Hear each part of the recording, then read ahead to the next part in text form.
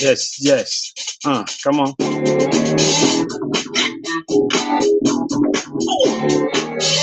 Hello. Welcome. George Basis Show, everybody. God bless you.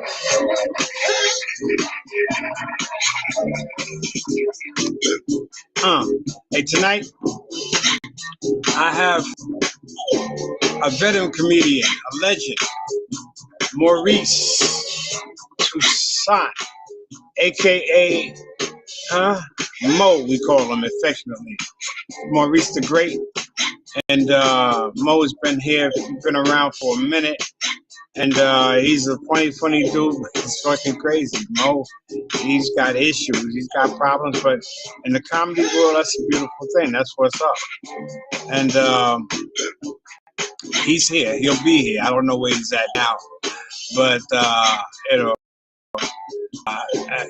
let's say show business, show must go on. So that's where it's at right now. And I'm gonna keep it rocking and rolling so Mo gets here. You know, I'll give you a little history about this brother. He's a funny dude. He's very, very funny, but he's something wrong with him. He's fucking crazy, you know, but it's all good. He'll tell you about it, man. I know we were working one time in Lancaster, PA.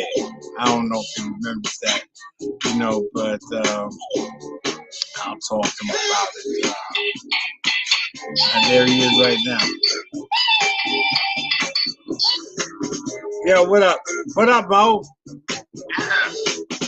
What happened, bro? Oh, you told me, man. I was waiting for you.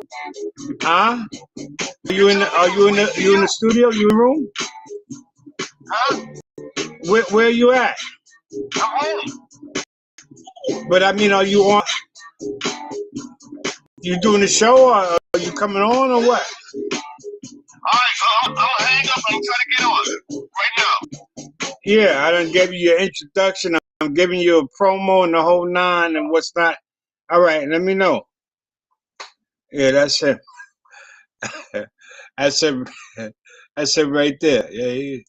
Oh, you know, hey, it is what it is, man. But yeah, that's Maurice. He's we're waiting to see what goes on, what goes down with that. Yeah, so that's where it's at right now. So yeah, Mo's he's like I said, he's a very funny dude. And you know, when I first started doing comedy, I would always there he is now. We're gonna, you know, and I'm gonna give you an introduction when he comes out. I'm gonna bring him in now, and that's Maurice Toussaint, the great, the veteran comedian. Yo, what's up, baby? What's going on? Good to see you. You look good, man. That's what's up. I'm in the cut like a band-aid. No doubt, no doubt. Yeah. You look good. I'm hanging in there, man. You know, one day at a time. That's what's up. I was telling the audience, man, you know, you know, you're a legend. There's no question about that. You're a funny man, but you're demented. Something's wrong with you. You're not a well-man. You know, you're not for the Disney Channel, as has been said. Huh? Exactly. Yeah. You do what you do. You your own. You got your own thing going on, your own niche, and you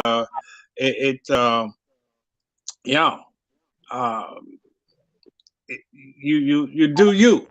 I was like, I remember when I went to Dangerfield. They used to have, when I first started, they used to have an open mic thing. Not that open mic, but you know, for cats that are just starting out, on Sunday night at 9 o'clock. Okay. And that's the first time I seen you there.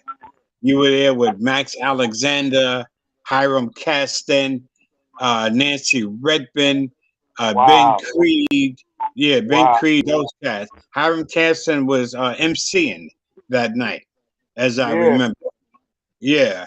And Max Alexander was on the show. Nancy, these are fucking like heavyweights in the game, in the business, and you were in the loop. You were there, and I Thank you. got there at 9 o'clock. Jackie Mason, I remember him being there, but he wasn't on the show. But he was walking around. I used to wear this. I'd be dressed up. I had a suit on, but I had a fish. I don't know what the fuck it was. Like people were like, I was getting high back then too. I was hanging out with Ronnie.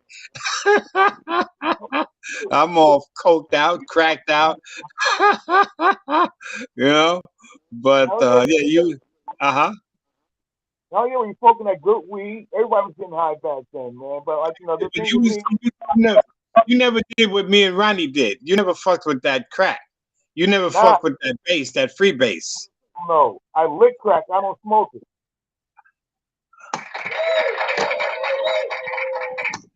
Say that again. I lick crack, I don't smoke it. There you go. That's it. You know what I'm saying? But yeah, but that was I the mean, thing, man. yeah, go ahead. What I mean by that, ladies and gentlemen, I mean females, not males.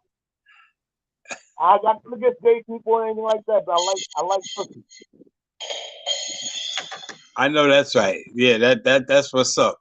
I know we done a lot. We done some shows, uh Yeah, with man. Uncle Jimmy Mack.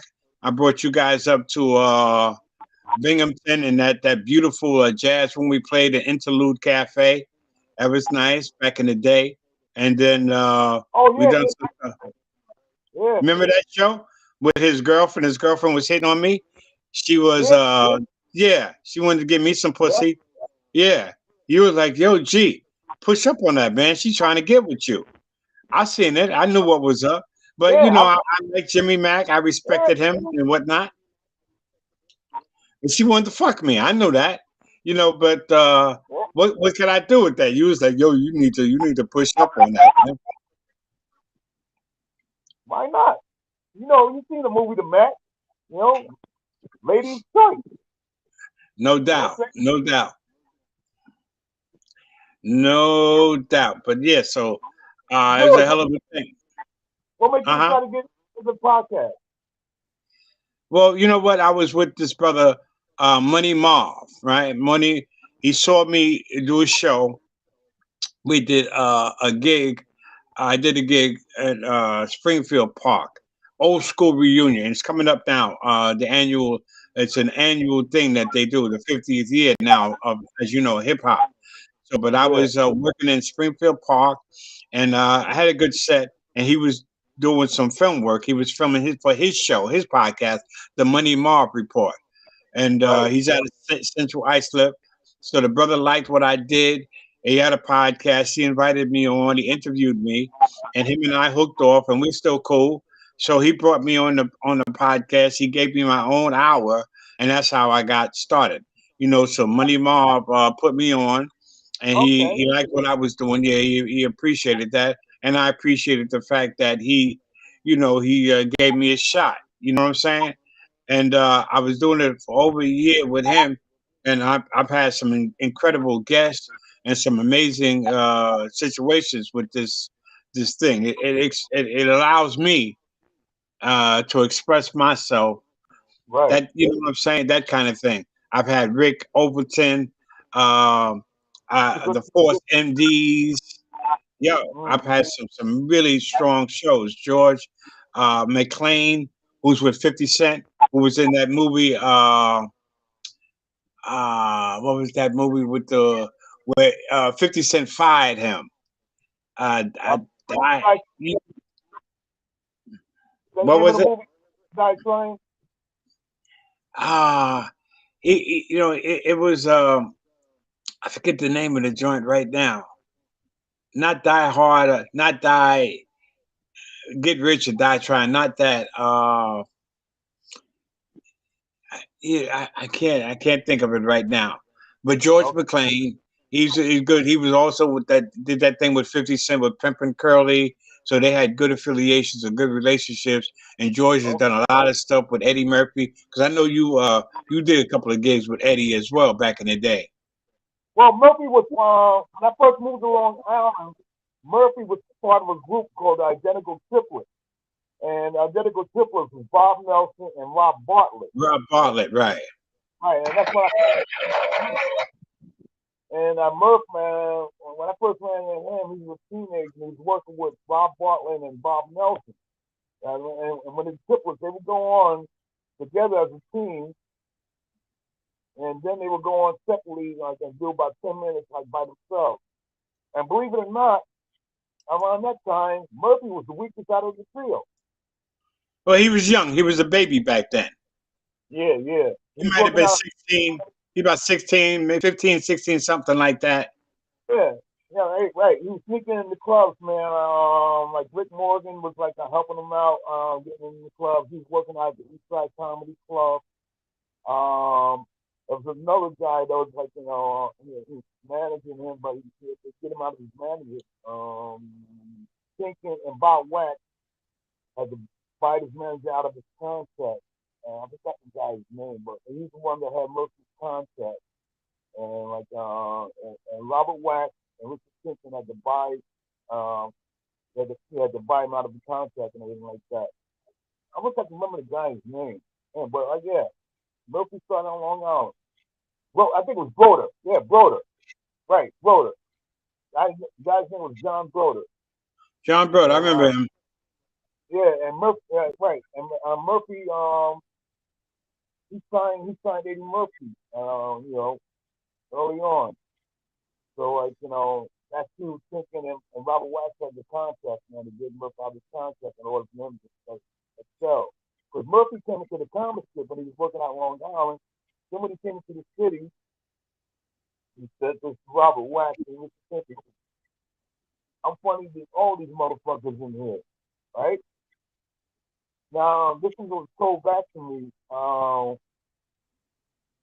thinking, it was either thinking or rat, which like quoted saying, who's this arrogant, N-word thinking he's funnier than everybody, you know? So like and that's when he excelled after that. So it's like, he went up and he proved that he was funnier than everybody else in the room. And that's when Robert Wax and Simpson signed him. But like when he said that, yeah. That's when one of them said, yeah, who's this arrogant, thinking he was like funny. Well, that's Chris Rock was the same way. Rock was the same way. Back in the day, used to do those stand online and draw a number at the Improv and Sunday afternoon and stuff like that. And Rock used to always talk about how funny he was and he was going to smoke everybody and whatnot. It was Mike Egan, because Chris Rock, he auditioned at Catch You As a Star. And at the time, Mike Egan was the house MC and the development manager, development talent and everything like that. He was the one that passed Chris Rock, yeah.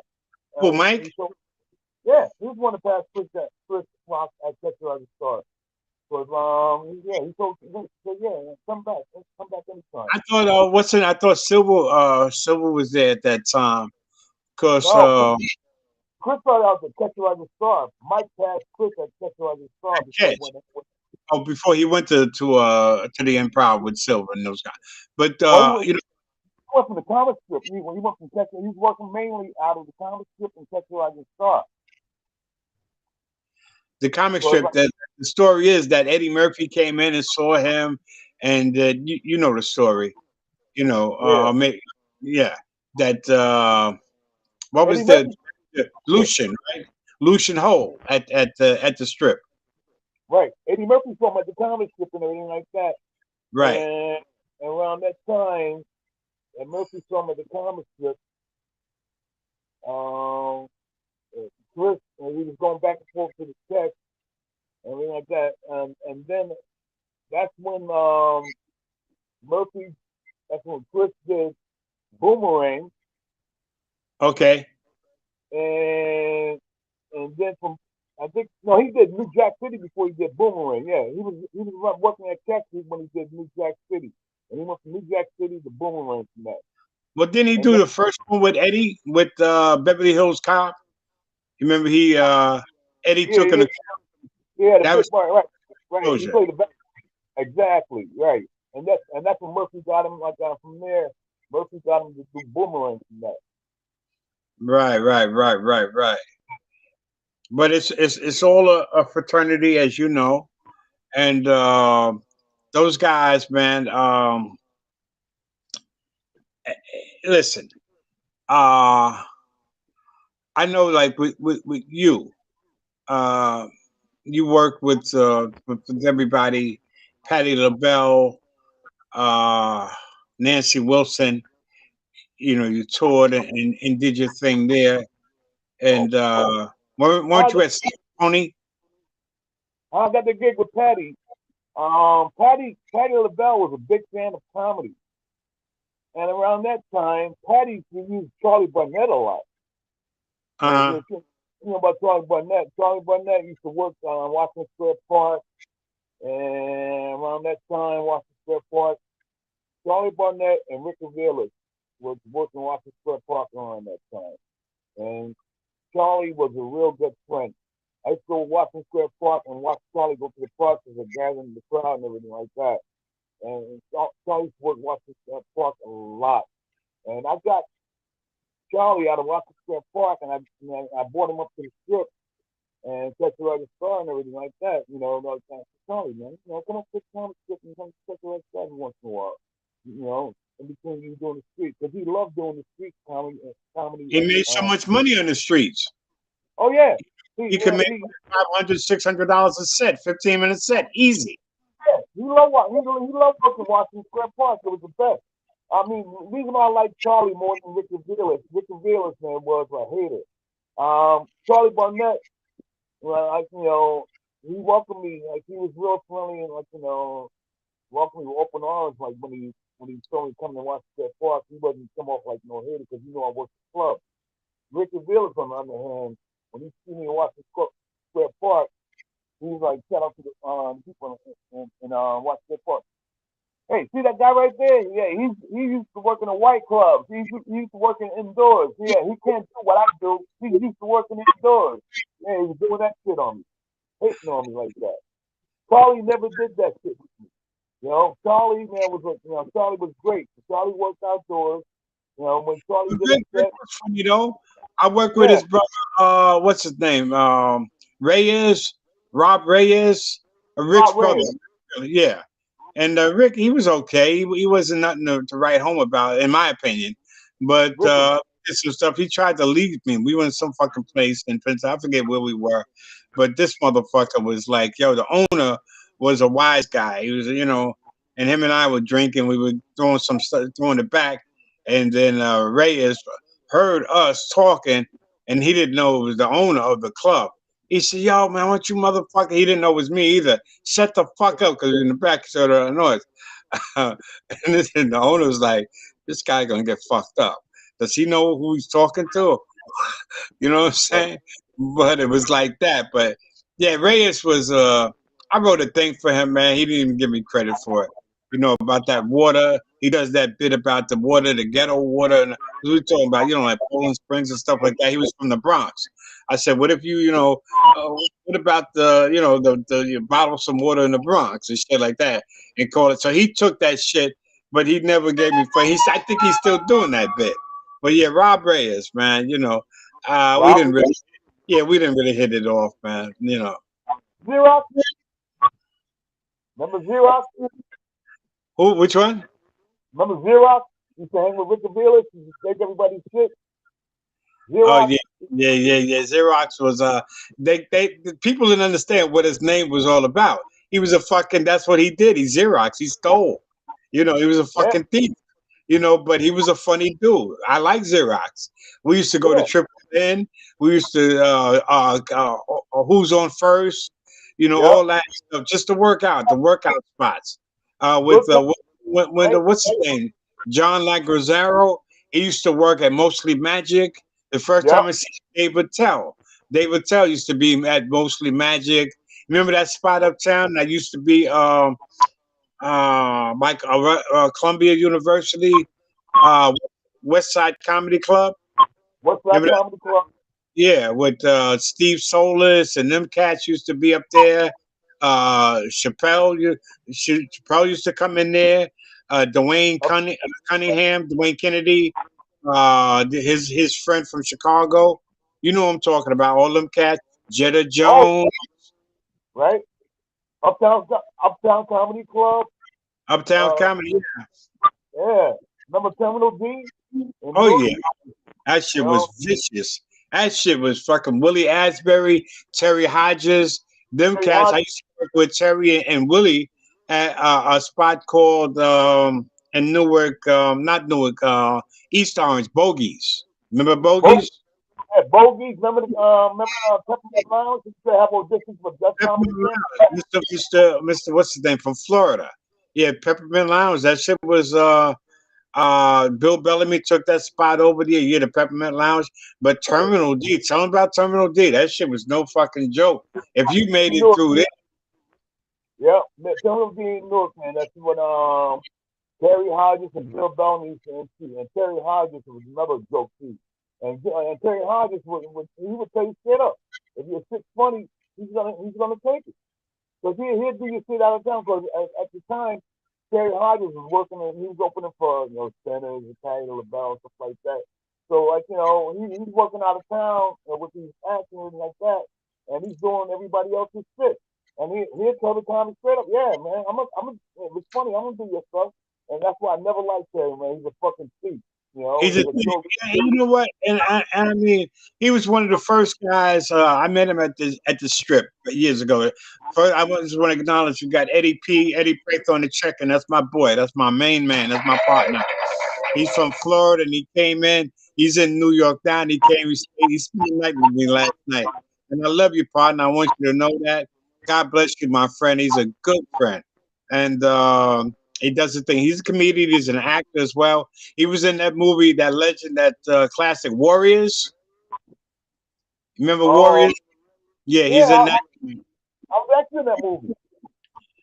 What? Van Cortlandt Park, yeah, Van Cortlandt Park, man. Like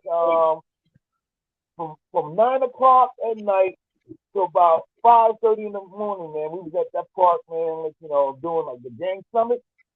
Yeah, Yeah, I yeah, was, I was yeah, yeah. yeah, I was Yeah, one of he's the. a funny dude too. He's a great actor. He was in one of the first blacks in soap operas back in the day, Mo. And you would love him, man. He's a real dude, man. He's a stand up individual, and he's a beautiful individual. I love that dude, man. I appreciate him.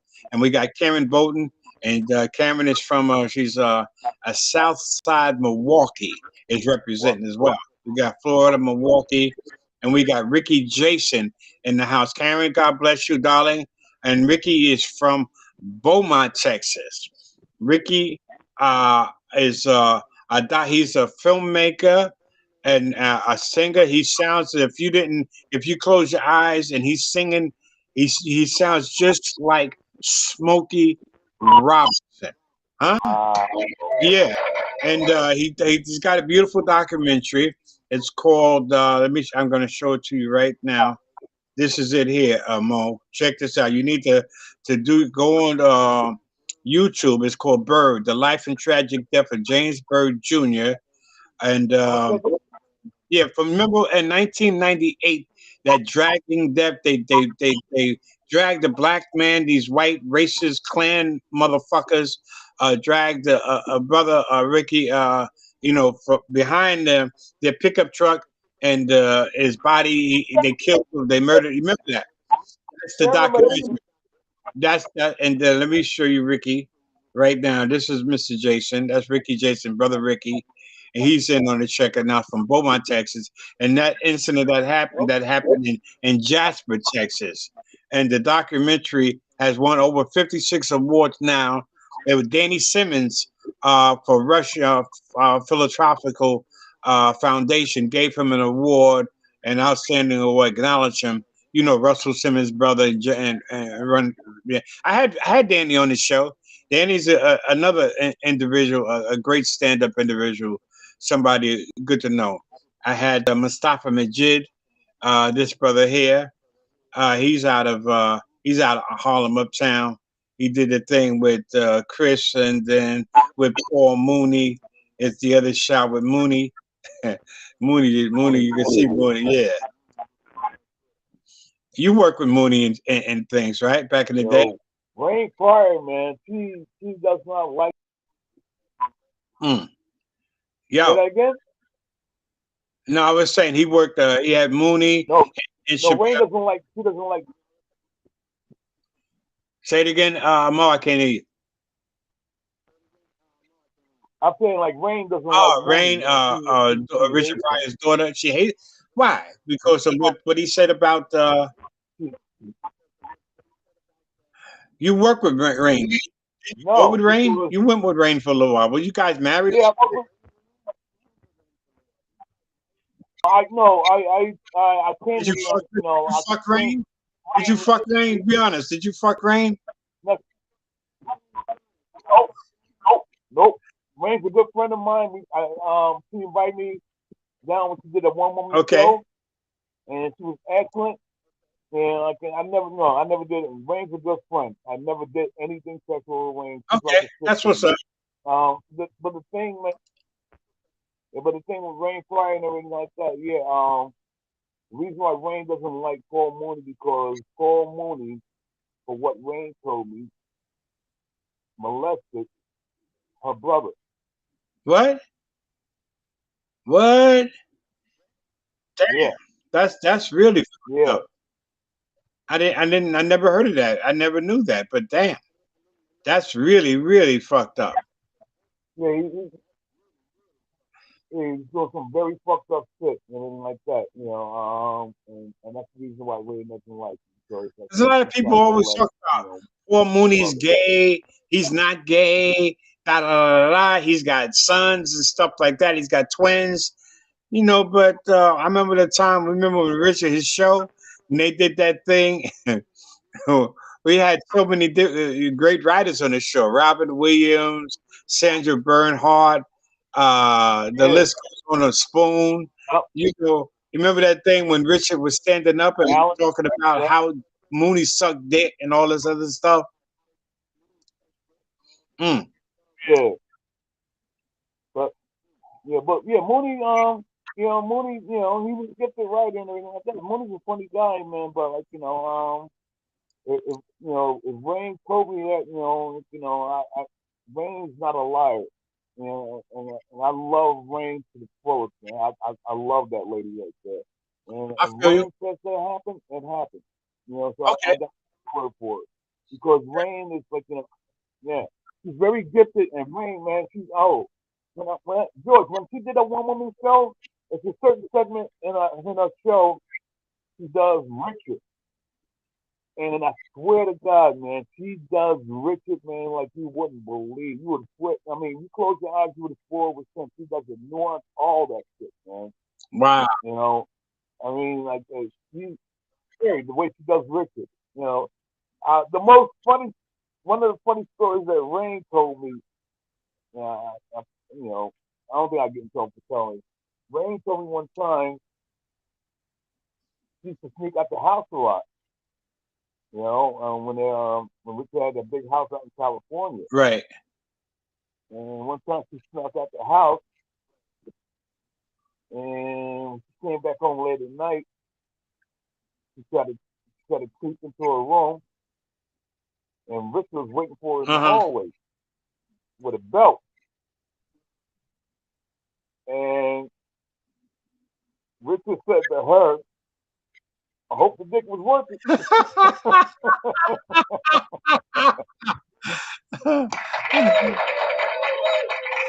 He's getting ready to tear that ass up. Buddy, that sounds just like what something Richard. Yeah. Yeah, you said that before you whooped that ass. Yo, Rain told some. I mean, she had the main stories, man. I can The only most imagine. I'd love to have her amazing on. story she told. Oh yeah. You can reach her. All you got to do is she thinks more on Facebook. All you got to do is like contact her. Yeah, but you know what? I'm telling you, George, She's approachable. very Well, hook her approachable. up, man. Hook me up. I'd love to have her She's very on and tell some of them incredible. I know she's got, like you said, all right. the stories. Yeah, that would be just you know fascinating. I wanted to show some pictures, man, Come and on. then you elaborate Yeah. on some of these. You guys, so many classic shots of you.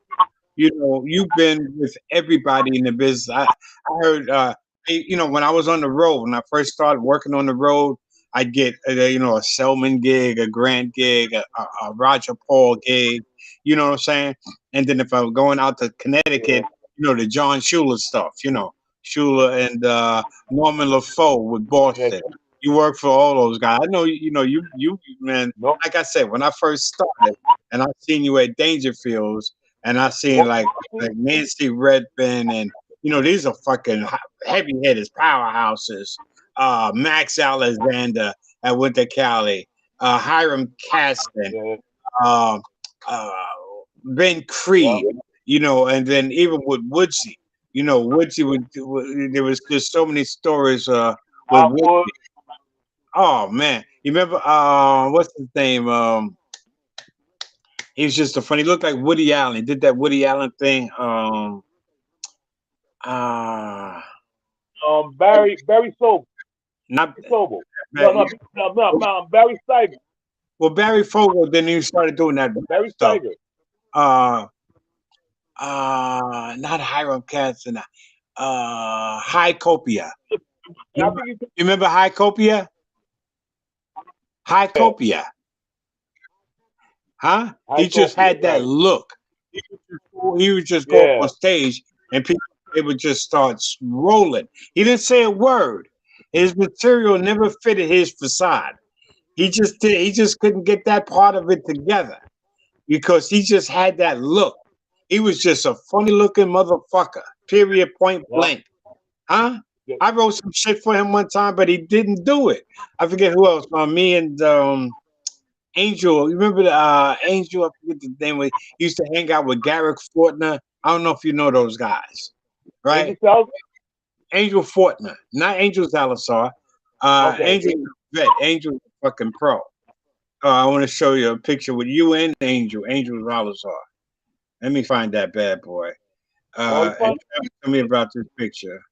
but while you find in that G, I'm gonna tell you that story, amazing story about Rain Pryor, man. Like, and she told me one time, she says, "Listen, my father used to have everybody come over to his house. Like, she could remember her sleeping in a crib, and Miles Davis is in the background blowing his horn, man, like blowing, blowing her to sleep. Miles What? Davis. Wow! Imagine, Wow! imagine, man, imagine your baby crib and listen to Miles Davis. That And is Miles amazing. Davis is that's. I mean, you Yeah, know, but that's right. And then Cicely Tyson and the whole nine, and then just everybody. Jim Brown coming through. Yo, man, she's got stories for days. oh This is the yeah, picture. This is the picture I was talking about. oh yeah, that's it. Frankie I think who that's that?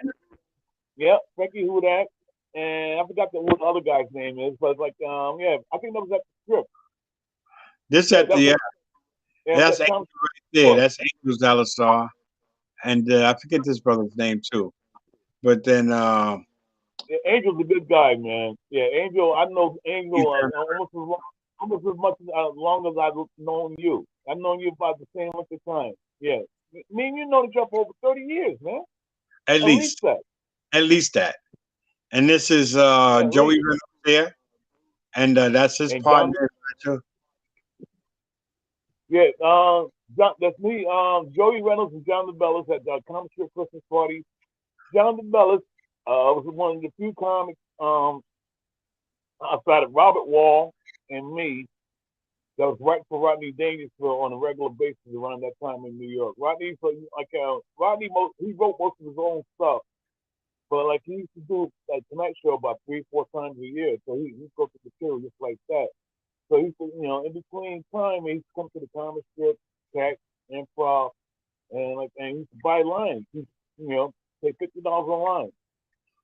That's So what he and did so back then. Yeah, yeah, so around that time, the three main guys used to buy stuff off of in between buying isolated lines of comics every once in a while was hmm me, John DeBellis, and Robert Wall. Those are the we were the three comics man that Rodney was buying stuff off on a regular basis. I used to send Rodney about 2 pages a month, and like Rodney was very nice to the comics man. Rodney, I learned a lot from Rodney. Rodney told me one time in the still to this day, he said, Rodney, if you write one joke a day, you have 365 jokes at the end of the year. That's what Rodney told me. That's He a also fact. told me, yeah, it's a fact. And Rodney he also told me this because you find out in this business, the one with the least amount of talent is the biggest fucking asshole. Yeah. Right. Say amen to that. Wow. That's a fact, He's B. right. He's right. I wanted to show Yeah, this one absolutely. with Bob Greenberg. He's such a nice guy, Bobby, and very Yeah, talented. Bob. I did the Joey Reynolds show with him. Yeah, it's Yeah, something like he was a YouTube good tape. guy. He's a good actor. I know he used to do that thing, the honeymooners bit and stuff like that. It was funny. I worked for him with Joe Franklin's room. Joe, God bless the dead. I learned a lot from Joe. I did Joe's Yep. show several times, 4 or 5 times. And he was very talk about being approachable. You know Joe, huh? Joe, very approachable. Yep. Joe Frank was very approachable. He's very approachable, and Right? he put me on, man. Joe did a lot for me, and Joe and I became really close, and in a way. I befriended the Riddler, Frank Gorshin. I work with Frank. I opened for Frank. Uh, Caution, man. yeah, Gary Grant. It was a Grant gig, and they told me the agents stay away from him. The same thing with Soupy Sales. I didn't know Said, Soupy did comedy. yeah, yeah. I I ran didn't into know I, I ran into Snoopy through a friend of mine, Professor Irwin Corey. Irwin Oh, Corey, funny dude. I like yeah, Irwin Cole. he did the Ed Sullivan show, and everything like that. One time, one year, Irwin Corey's son, he had an apartment on the other side of Manhattan, and he gave a surprise party for the professor. So I'm riding, because the professor lives on 26th Street. Yeah, 26th Street. So I ride the cab to his son's apartment, and as soon as I come into the apartment and everything like that, Soupy Sales is sitting on the couch, right? Okay. So Soupy Sales, you can tell it's him and everything like that, and he's being led around by ex June Taylor dancer. Remember Honeymoon, Jackie June Taylor dancer, right? He's being led around by ex June Taylor dancer. You can tell, she kept herself in pretty good shape because, she wasn't sloppy or anything like that, but she's a little older, but, she felt, by the way she looked, she's a dancer. As she walked with Snoopy upstairs, I'm talking to Snoopy, and you can tell George when somebody's real old, they got that old people got that 1,000-yard stare. It's almost like they're looking at something, but they're not looking at anything. Snoopy had that 1,000-yard stare, right? So I'm telling Snoopy, I said, Snoopy, I grew up watching you, man. Like you were one of my idols. I love your show. I said, Snoopy, I was one of the kids that mailed the green paper to the parents. I said, I got my ass kicked because of you. I said, yeah, I mailed my mother. So I took $12 out of my mother's purse and mailed it to you. And as soon as I said that, I saw a little grin, Little like Grant. like X across his face, that brought him joy for him to hear that. That like I got my ass kicked because of him. Yeah, Soupy. Y'all don't remember the episode when he told the kids, remember that green, that Yes, green send the mother's money. purse? Yeah. Right. He had to get, I think he had to give back $50,000, anywhere from $50,000 to $60,000. He had to get that money back. But Heard he got away with that shit. But yeah, he had to get that money back.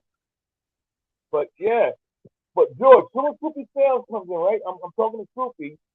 All of a sudden, 15 minutes later, who's walking upstairs? Larry Storch, Corporal Agon from F Troop. Wow. Wow. Yeah, Larry Storch came up. Yeah, and wow, and Professor, like be at that party, be there with my idol, Snoopy Sales, and like see Larry Storch and everything. Man, it was excellent for me because growing up, Snoopy Sales, and I don't know if you remember this other show, Officer Joe Bolton. Remember Officer Joe Bolton? You can throw the Yeah. Oh yeah, yeah. they used to he used to show the Three Stooges, right? He used to show Three Stooges and Little Rascal. Officer Joe Tell Bolton. me that picture there. What's up with that? I don't You know. used to- Somebody said that, man. I thought it was hysterical. it Somebody is sent funny. me that. When you said the Three Stooges, that's what that reminded me of a little bit. That's funny as hell. Yeah, That's well, but you got yeah. some classic stuff there. You got some great shots, some great. You got tremendous history. As I said, you're definitely a legend. There's no question about that. Yes, you're a Thank veteran, but oh no, no question about it, B. But it's just I one of think those. This is I Rick take Newman. legend. Hmm. Yeah, yeah. Picture I just start picking it. And That was this nice. one here, this was the old improv. Like I feel like people fill the audience in. We got over 739 people in the room now, and a lot of people are not aware of like how comedy, like the rooms and stuff, of how um things work. Like you were entrenched in several clubs and catch and the improv and Yeah. wound up on I seen Gilbert came in one night and Chris Rock. What's the main? Tell the audience that the main three comedy clubs in the city When I back started in. out, the main club back then was the comic strip, Catch Your Rising Star, and improvisation. There Comic you strip go. came along. Yeah, comic strip came along last and everything like that. Because like that came along late '70s, early '80s. That's the comic strip came around. Because Jerry Seinfeld, George Wallace, Larry Miller, Colin Quinn was the Yeah. boss of the comic strip. Yeah, all of them came out the comic strip, and like Chris Rock came, right? Yeah, Those Larry guys Miller. came. Rock and those guys came later. But when you're Yeah, talking about the core with Seinfeld, with Miller, and like Wall, Robert Wall, and those guys like that, you yeah, know, uh, because Brooklyn had Pips, Sheepshead Bay, right? yep. That was on the other side. Brooklyn was like a different animal altogether to play there. You had Hell, Dice and those cats and Dangerfield. That's where he started. Robert Klein, Joan Rivers, yep. Dangerfield. That's where the core of the old school comics started at Pips because Well, Pitt, George. Pitt was a comic first paying gig. If you got a booking at Pitt, it means you're on your way. Because like when I worked out at the Improv and everything like that, George Schultz used to come by the Improv and catch and used to get comics to pay. Tell them who George Schultz was. George Schultz was the owner of Pitt. And he's the owner and creator of Pips and everything like that. And like he's come by the comedy club, and if you had a pretty decent act, a decent half hour and everything like that, or 40 minutes, George will book you. And like I said, this was the first paying gig for comics. On a Remember weeknight, Alan Belmont? yeah. Remember Alan Belmont? I said, Alan, one time he's Jewish comic and real Brooklyn, real, Jewish dude. He said, I said, Alan, uh, how do you know, like, when you're funny? How do you get? He says, when they book you, when they pay you, you're funny, that kind of thing. So I took that to heart, and he was right. you know. And Seth Schultz, Seth and Marty were the Yep, sons of George. They started to own the club. They were booking it. Marty had a yep, cocaine habit. Marty Yep. just the business dude. Seth was more, and Seth, I said, "Yo, man, yo, what about a weekend? You know, George, you're not Brooklyn." He's telling me some bullshit. You're not Brooklyn enough. I'm like, Seth, what are you talking about? He started telling me about Brad Laurie. You know, Exactly. Brad, very cute. He's, you know, Yeah, these girls are looking at Brad. I said, "What the fuck are you talking about?" They're looking at Brad.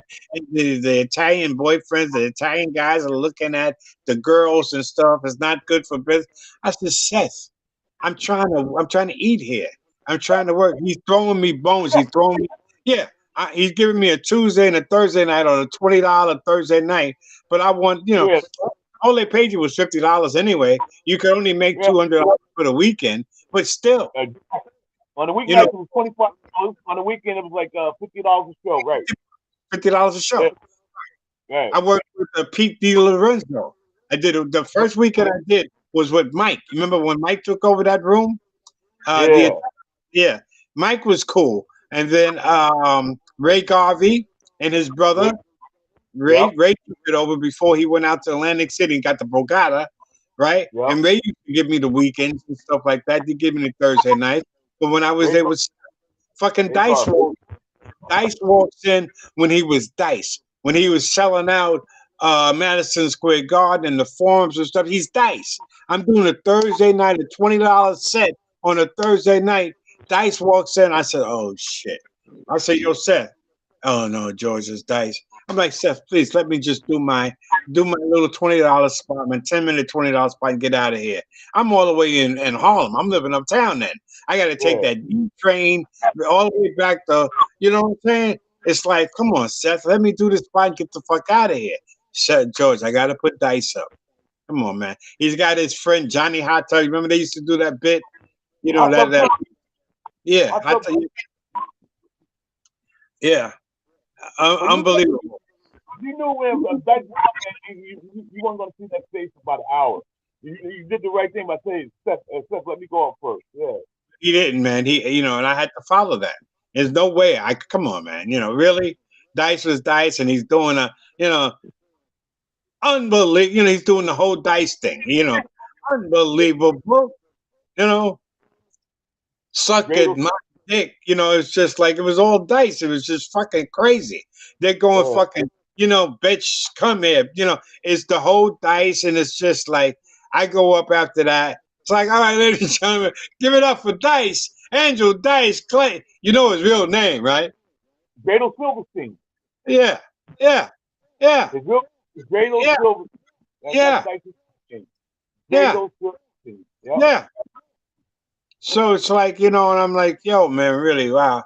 And everybody's up there, they're walking around, and it's a fiasco, man. There's no way that you can even try to salvage something like that. And but you Yeah. live in my grandmother used to say, you live and you learn.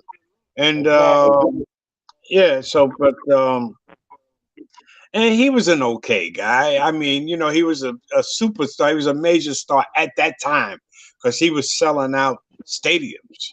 I think he Yeah. sold out Yankee Stadium, Yankee Stadium, and stuff like that. They loved him.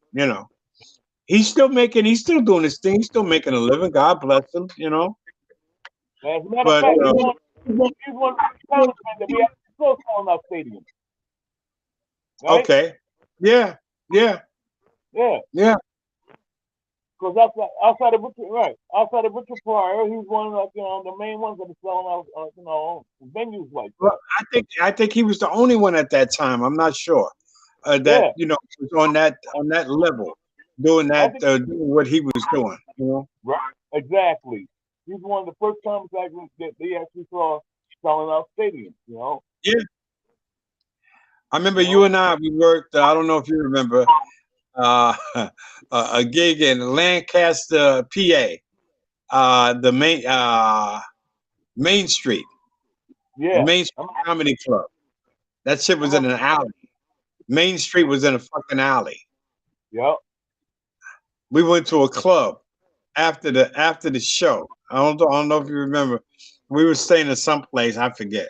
But we decided to go to some club. They used to always talk about Charles Barkley goes to this he visits this room and whatnot. Yeah, and that's it was right, because that's when Barkley was that's when he was playing with the Sixers. Yeah, that's right. Yeah, that's right. And yeah, it was interesting, but yeah, we did some did the room. We worked with Ronnie Wilkerson, and you told me about Ronnie. Now, yeah, right. oh yeah, you know what? Before we get too far, James Gray, CB. You know, James says, man, you know, Maurice is fucking hilarious, and he's a funny. He worked with you on several projects. So you know James. Yeah. How you doing, Jay? What's up, man? Yeah, on Facebook. I'm friends with him on Facebook. He hit me up, and when he saw the you know, the advertising that you were going to be on, he said, "Please tell Maurice I said hello."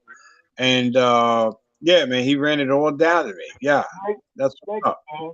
Yeah, that's what's up, man. That's what's up, man. Because like this been some few and far between way this business has He gotten was the lately. producer for the Joey Reynolds show. Yeah, He said Joey. he booked you whenever that you were available. We had Maurice in there. He producer for the Joey Reynolds show. You know, very nice individual, very nice man. And he said, "Please tell more." I said, "Yeah, I'll definitely let him know."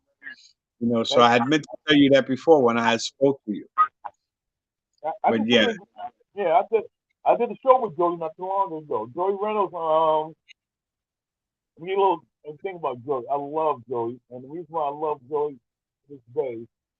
Around 2007, 2008, I stopped doing comedy. Because my mother was sick, so I couldn't go out of town, and everything like that. So I was able, only way I was able, my only outlet was Joey Reynolds show on Friday nights on WOR radio in New York City. So I wasn't able to do comedy. I wasn't able to go out of town because I was like bedside, and I was taking care of my mother, picking up her medication, taking her back and forth to the hospital, um, doing stuff like that. And so because of that, my focus wasn't on comedy the way it was. So my only outlet, like I said, was Friday night on WOR radio in the city from 12 to 5:30 in the morning. wow, Joey Reynolds gave me that outlet. He says, like, Maurice, I want you part of the panel every Friday night. So that was my only outlet. So like, that was my only way of doing comedy was that Friday night from 12 to 5:30 in the morning. And and God bless Joey for doing me this favor, man. Because he saved my life as far as me having outlet. Because I had no other outlet other than that. As a matter of fact, when my mother passed away, the funeral was in Newark, New Jersey, and Joey, I posted the address on my Facebook page. Joey made it to the funeral. I mean, really, yeah, Joey came really, to yeah, Joey came to my mother's funeral. Um, and at that time, Joey, I only know Joey for about less than a year before he got me to do that radio show. I knew him for less than a year when he had me do that Friday night radio show. But my main thing was he showed up at my mother's funeral, man. I mean, he obviously respected you.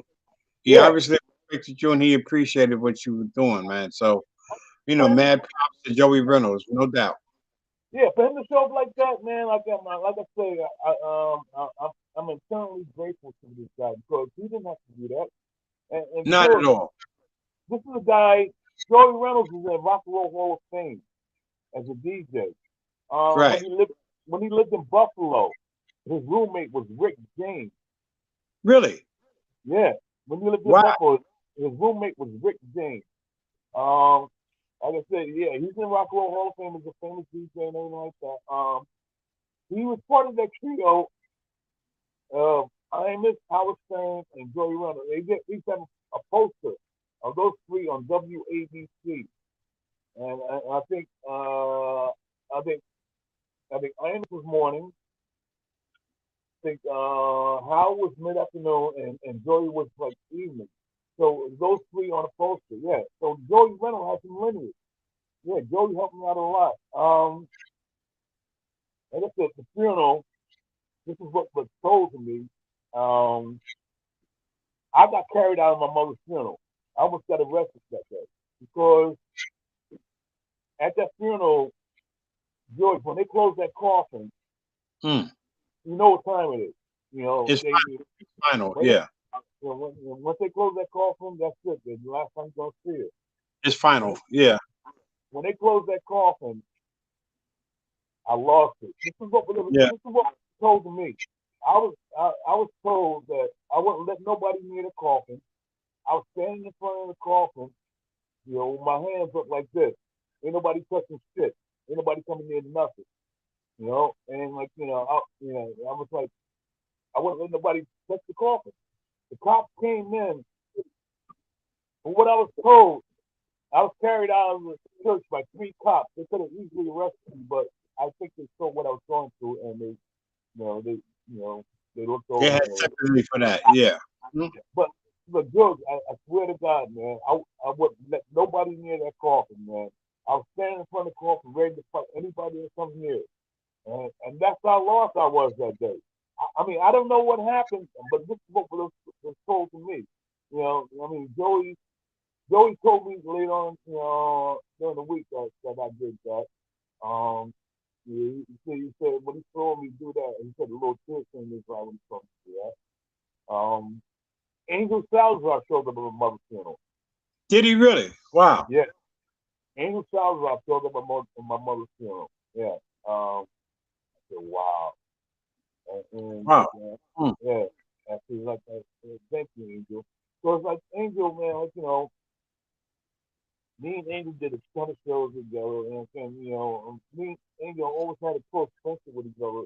Because I always made fun of him with the yayo, and he's always like making fun of me with Steve Powers, my did Steve come through? From what was that? Not Carlito's Way, from with Pacino and what's that movie with Stephen Bauer and Scarface. Scarface? Come on, But Yeah, didn't Bowers used to come to the show too? yeah, Yeah, his partner, from Scarface, that yep. Pacino's but he ended up killing him, man, because he was fucking with his sister. That's a hell of a movie, man. Right. Scarface. Wow. Yeah, that's the movie, man. Uh, you know, but the thing is, Angel did a lot of I mean, I came up around the time, man. Everybody was doing blow, coke, and everything like that. The thing with me, and you know me, George, I was always stuck with the weed, man. You Even fuck with though, the weed. Yeah, that weed was just shit. yeah, I Yeah. mean, I smoked, I smoked. I mean, I let Frankie Bastille shoot. You remember Frankie Bastille? Yeah, yeah, yeah, yeah. Oh yeah. I let him shoot me at one time, like with the heroin. I mean, heroin. I tried heroin one time, and I said anything that feels this good, I'm staying away from. I, Heroin, I I hear you. understand it. I get it. Heroin, I get it. Anything that feels this good, I'm staying the fuck away from, man. It feels like I heard when you're, that. you know, I gotta big you up on that. That's words and of wisdom. Listen to those. Any young people out there that's watching the show, you heard what he said. Anything that feels too good, stay the fuck away from it. And I wish I had it listened. felt I too, no, man. I fell in love with I that swear to ecstasy. God, it felt too fucking, I fell yeah, in love. yeah. I fell in love with ecstasy. I love ecstasy. That shit was and it's so expensive, $20 a pill, $25 a pill. But the high is just incredible. With the coke, and then I Yep. started smoking that bass with Ronnie. I got high with Ronnie Wilkerson, Otto and George. Otto is a ventriloquist. Tell who Otto and George was. How long? Yeah, I don't enjoy to do this. Yeah, yeah. Otto used to smoke. Well, Otto, you know, after a while, he started dabbling in the crack thing. No, but I'm saying with the what kind of act was he? He was a ventriloquist. He had a dummy called Otto and George. That was the team. But I, I don't talk, and George was the dummy, and Right. Yeah. I'm in Jersey. We did a gig in Jersey. I think it was Mason. What was that guy's name? He was an attorney too. But he was a friend of Otto. He had us storm. It was like three Masons. George was me. The Brick. I think it was Brick Mason. Yeah. Brick Brick Mason. attorney. Brick. Right. Yeah. Yeah, it was Brick's gig in Jersey, and I'm there, and Otto is he's like, "Hey Mason, you want to get high?" I said, "Yeah, fuck it, I come back, to the house." And he was living with Chips. He's living with Dom Eppolino at the time, Chips Cooney. You know, Right. they had a spot, and I'm sitting there. We got some bass, we got some crack, and Otto had a makeshift. It didn't even have a real stem. He didn't have a pipe, a bass pipe. He made a can out of a can, some bullshit, Yeah. contraction. Yeah. Yeah, and he takes a he takes a blast, right? He takes a hit, and Chips is out. Chips is out. I don't know where the fuck Chips was. I don't know what Yeah. the fuck. I don't even know how I got there, Mo. I don't even know what the fuck was going on. We sitting in the living room, got the TV and radio. And then when Otto takes a hit, he turns everything off. Yeah. Yeah. It's quiet. And I take a blast. Now he's looking at George. He's looking at the dummy. I'm like, what the fuck is this about? You know, this is some like, everything is off, the TV's off, the radio's off. He's looking at the dummy, takes a hit. I take a hit, and I'm like, oh hell, fucking no. Because if he starts doing that, starts saying, if George says something, I'm out of this motherfucker. You know Absolutely. what I'm saying? Fuck But that. G, I seen the most craziest shit I've seen. Well, there's two things.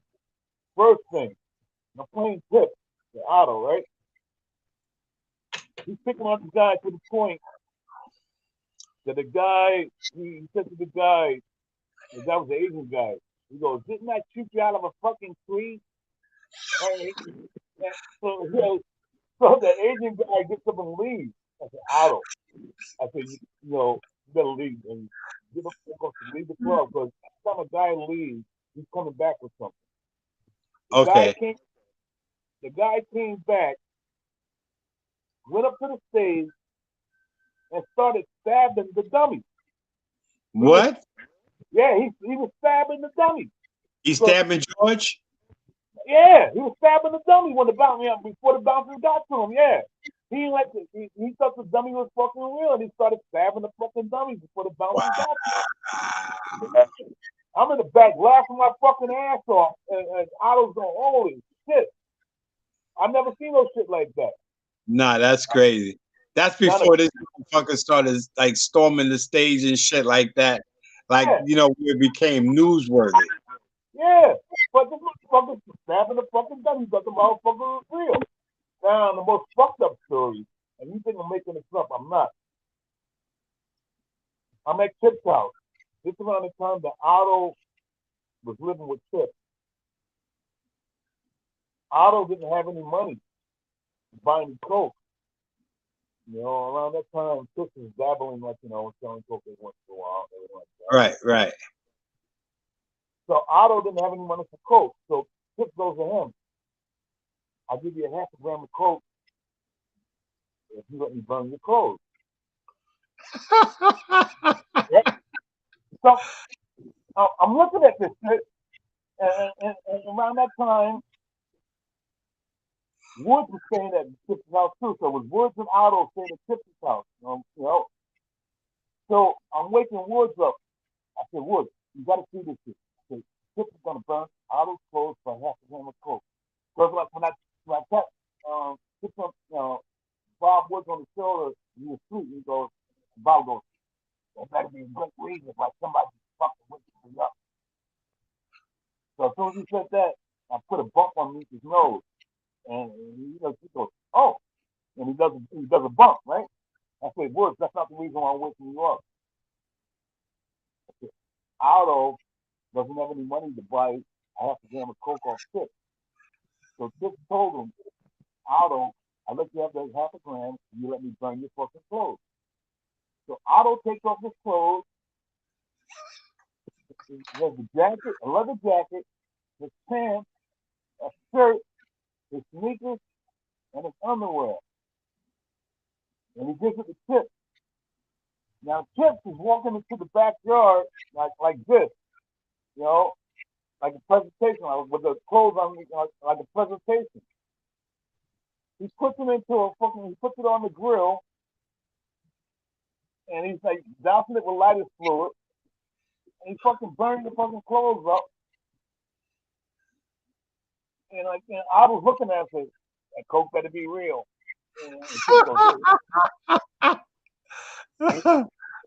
So while Otto's in the backyard in his fucking underwear and a bed sheet like fucking Gandhi, you know, sniffing fucking coke, Chips is like, you know, roasting marshmallows over his fucking burnt clothes. I'm laughing my fucking ass off. Chips is laughing his ass off. I've never seen no fucking shit like this before in my life. That's too funny. Fast forward. Otto thought he was going to get the same deal, because the very next day, Otto shows up with clothes that didn't even fit him. Otto, what I was told, Otto went to a thrift store, like a Salvation Army, and bought clothes that he didn't even like. And he was going to go to Tip's house and try to get the same deal and everything. But I told Tip, I said, Tip, don't fall for it. Otto went to the Salvation Army. That's not his real clothes. Wow. So, right. So, but what made it so funny, the leather jacket that Chip burned up, it wasn't even Otto's jacket. The jacket belonged to Bill Segler. Yeah. So when I told, I told Bill Segler, I said, yo, you wanna find out what happened to your jacket? I said, Otto gave your jacket to Chip Cooney, and Chip burned it for half a gram of coke. And instead of Bill getting mad, he starts laughing his fucking ass off. So he thought that shit was funny. Yeah. I've never seen no shit like that before in my life. That's crazy. Why'd you let somebody burn your fucking clothes? Yeah, I've never, and ever since then, you never fuck with coke.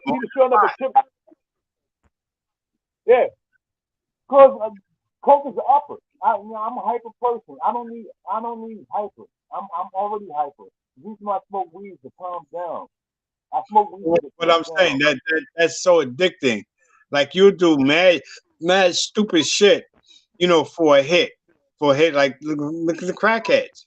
You know, the shit that those girls would do and stuff like that, man. Them guys had uptown. They would have these girls sucking dogs' dicks. You know, when the crack came out, just, you know, fucking them with broomsticks and bottles and shit like that. But you know, the coke is so addicting, and it's just euphoric. That first hit, you're chasing that first hit all fucking night. You know, really. So it's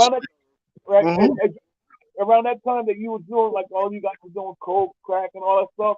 I was like, you know, I was smoking weed, taking mushrooms and acid. That was my three things I was taking: weed, mushrooms, and acid. Right. Okay. You know? Yeah. But I watched this program on crack cocaine one time. It was on Channel 15. Well, here you are smoking a cigarette through your nose right here. You were on acid. Right. I was on acid that day. Yeah, I can see. But gee, the guy on the Channel 13 said, what makes crack so addictive more than any other drug? He says a crackhead has a smoke at every 13 minutes. That's what makes crack so addictive. That's what he said. He said a crackhead has a smoke right every 13 minutes. He said every 13 minutes. You gotta taste that dragon. Listen, and sometimes it's like some people don't know how to get high. Some people don't really know how to, you know, to manage, because it's the first hit is everything. That's what you're chasing all night. For people who that rush is so euphoric, it feels so good. It takes you to a place you've never been before if you never fucked with it, and then now you want to get back to that feeling again, and you'll never get there. No Right. matter how you try to, quantify it to get it together, I'll take a few minutes, break, and I'll take another hit. But that first hit is the monster. That's it there. But you look good here. You look like Earth, Wind, and Fire. Like That was uh, that tip. that's a good shot there. Yeah. Yeah, Yeah. Good that's a question, good. man. How, Uh how huh. long were you how long were you on track? How long were you doing it? For a minute. Like I said, I got high with Ronnie. You know, Yeah. uh, I used to hear so many Ronnie Wilkinson stories back in the day when I was on the road. I used to hear the most brother stories that they would rob gas stations. Yep. He said, Yep. listen, they say, George, you working? I said, who you working with? I said, I'll be with the most brothers on the way. Oh, listen, if if they want to stop to get gas, get out. I'm like, what do you mean? They rob gas stations. I said, fuck out of here. That's what they used to tell me. I'm like, nah. And I asked Chili. He said, yo, that's bullshit. He told me Yeah. about Right. with his Yeah. partner.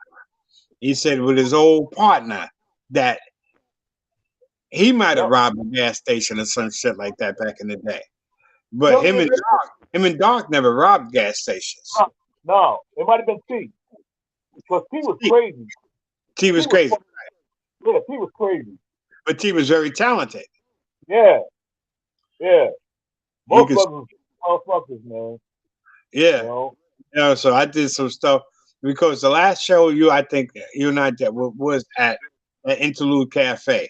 I think we had Yeah. a problem with the payment and stuff like that. He didn't pay us all. I forget what it was, but Uncle Jimmy Mack got pissed off at me, but it wasn't me. It wasn't me that was paying it or whatever. You were cool, whatever. It was like, you get your money, you see it down the road or whatever.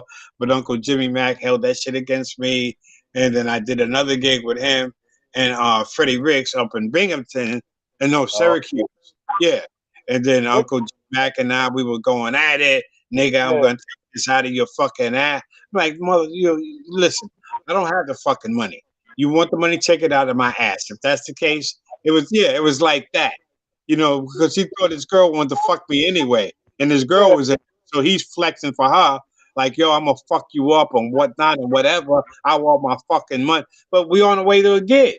We going to, and then this motherfucker, he makes stops at the house. He goes to, he was in Greenberg, I think, back then. So it Yeah. was crazy. He goes to Greenberg. The families, everybody's fighting. These motherfuckers, it was crazy. It was insanity. This is Those, before show. And we those are, trying to get upstate. We trying to get to Syracuse for Binghamton for a gig. Yo, Pete. You remember Peter Strumsky? Pete yeah. Strumsky. He lived in what was that?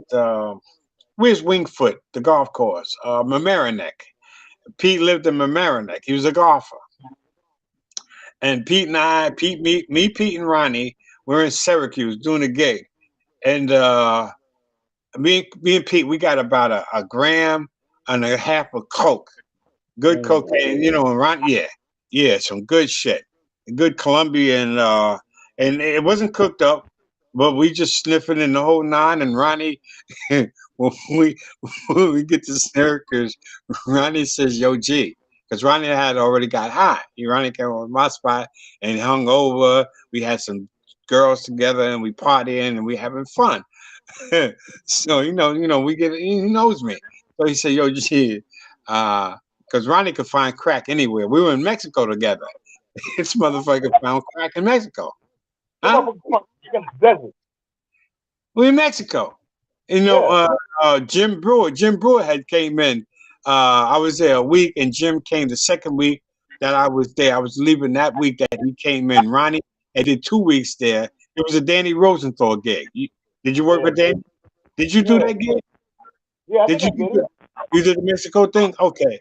And and, Yeah. and Ronnie's telling me all this shit, and Dan Rosenthal said, "Yo, man, when you get there, bring Ronnie some grease." I'm like, "What?" He wants some hair grease. They got no hair grease for blacks down there, and $100.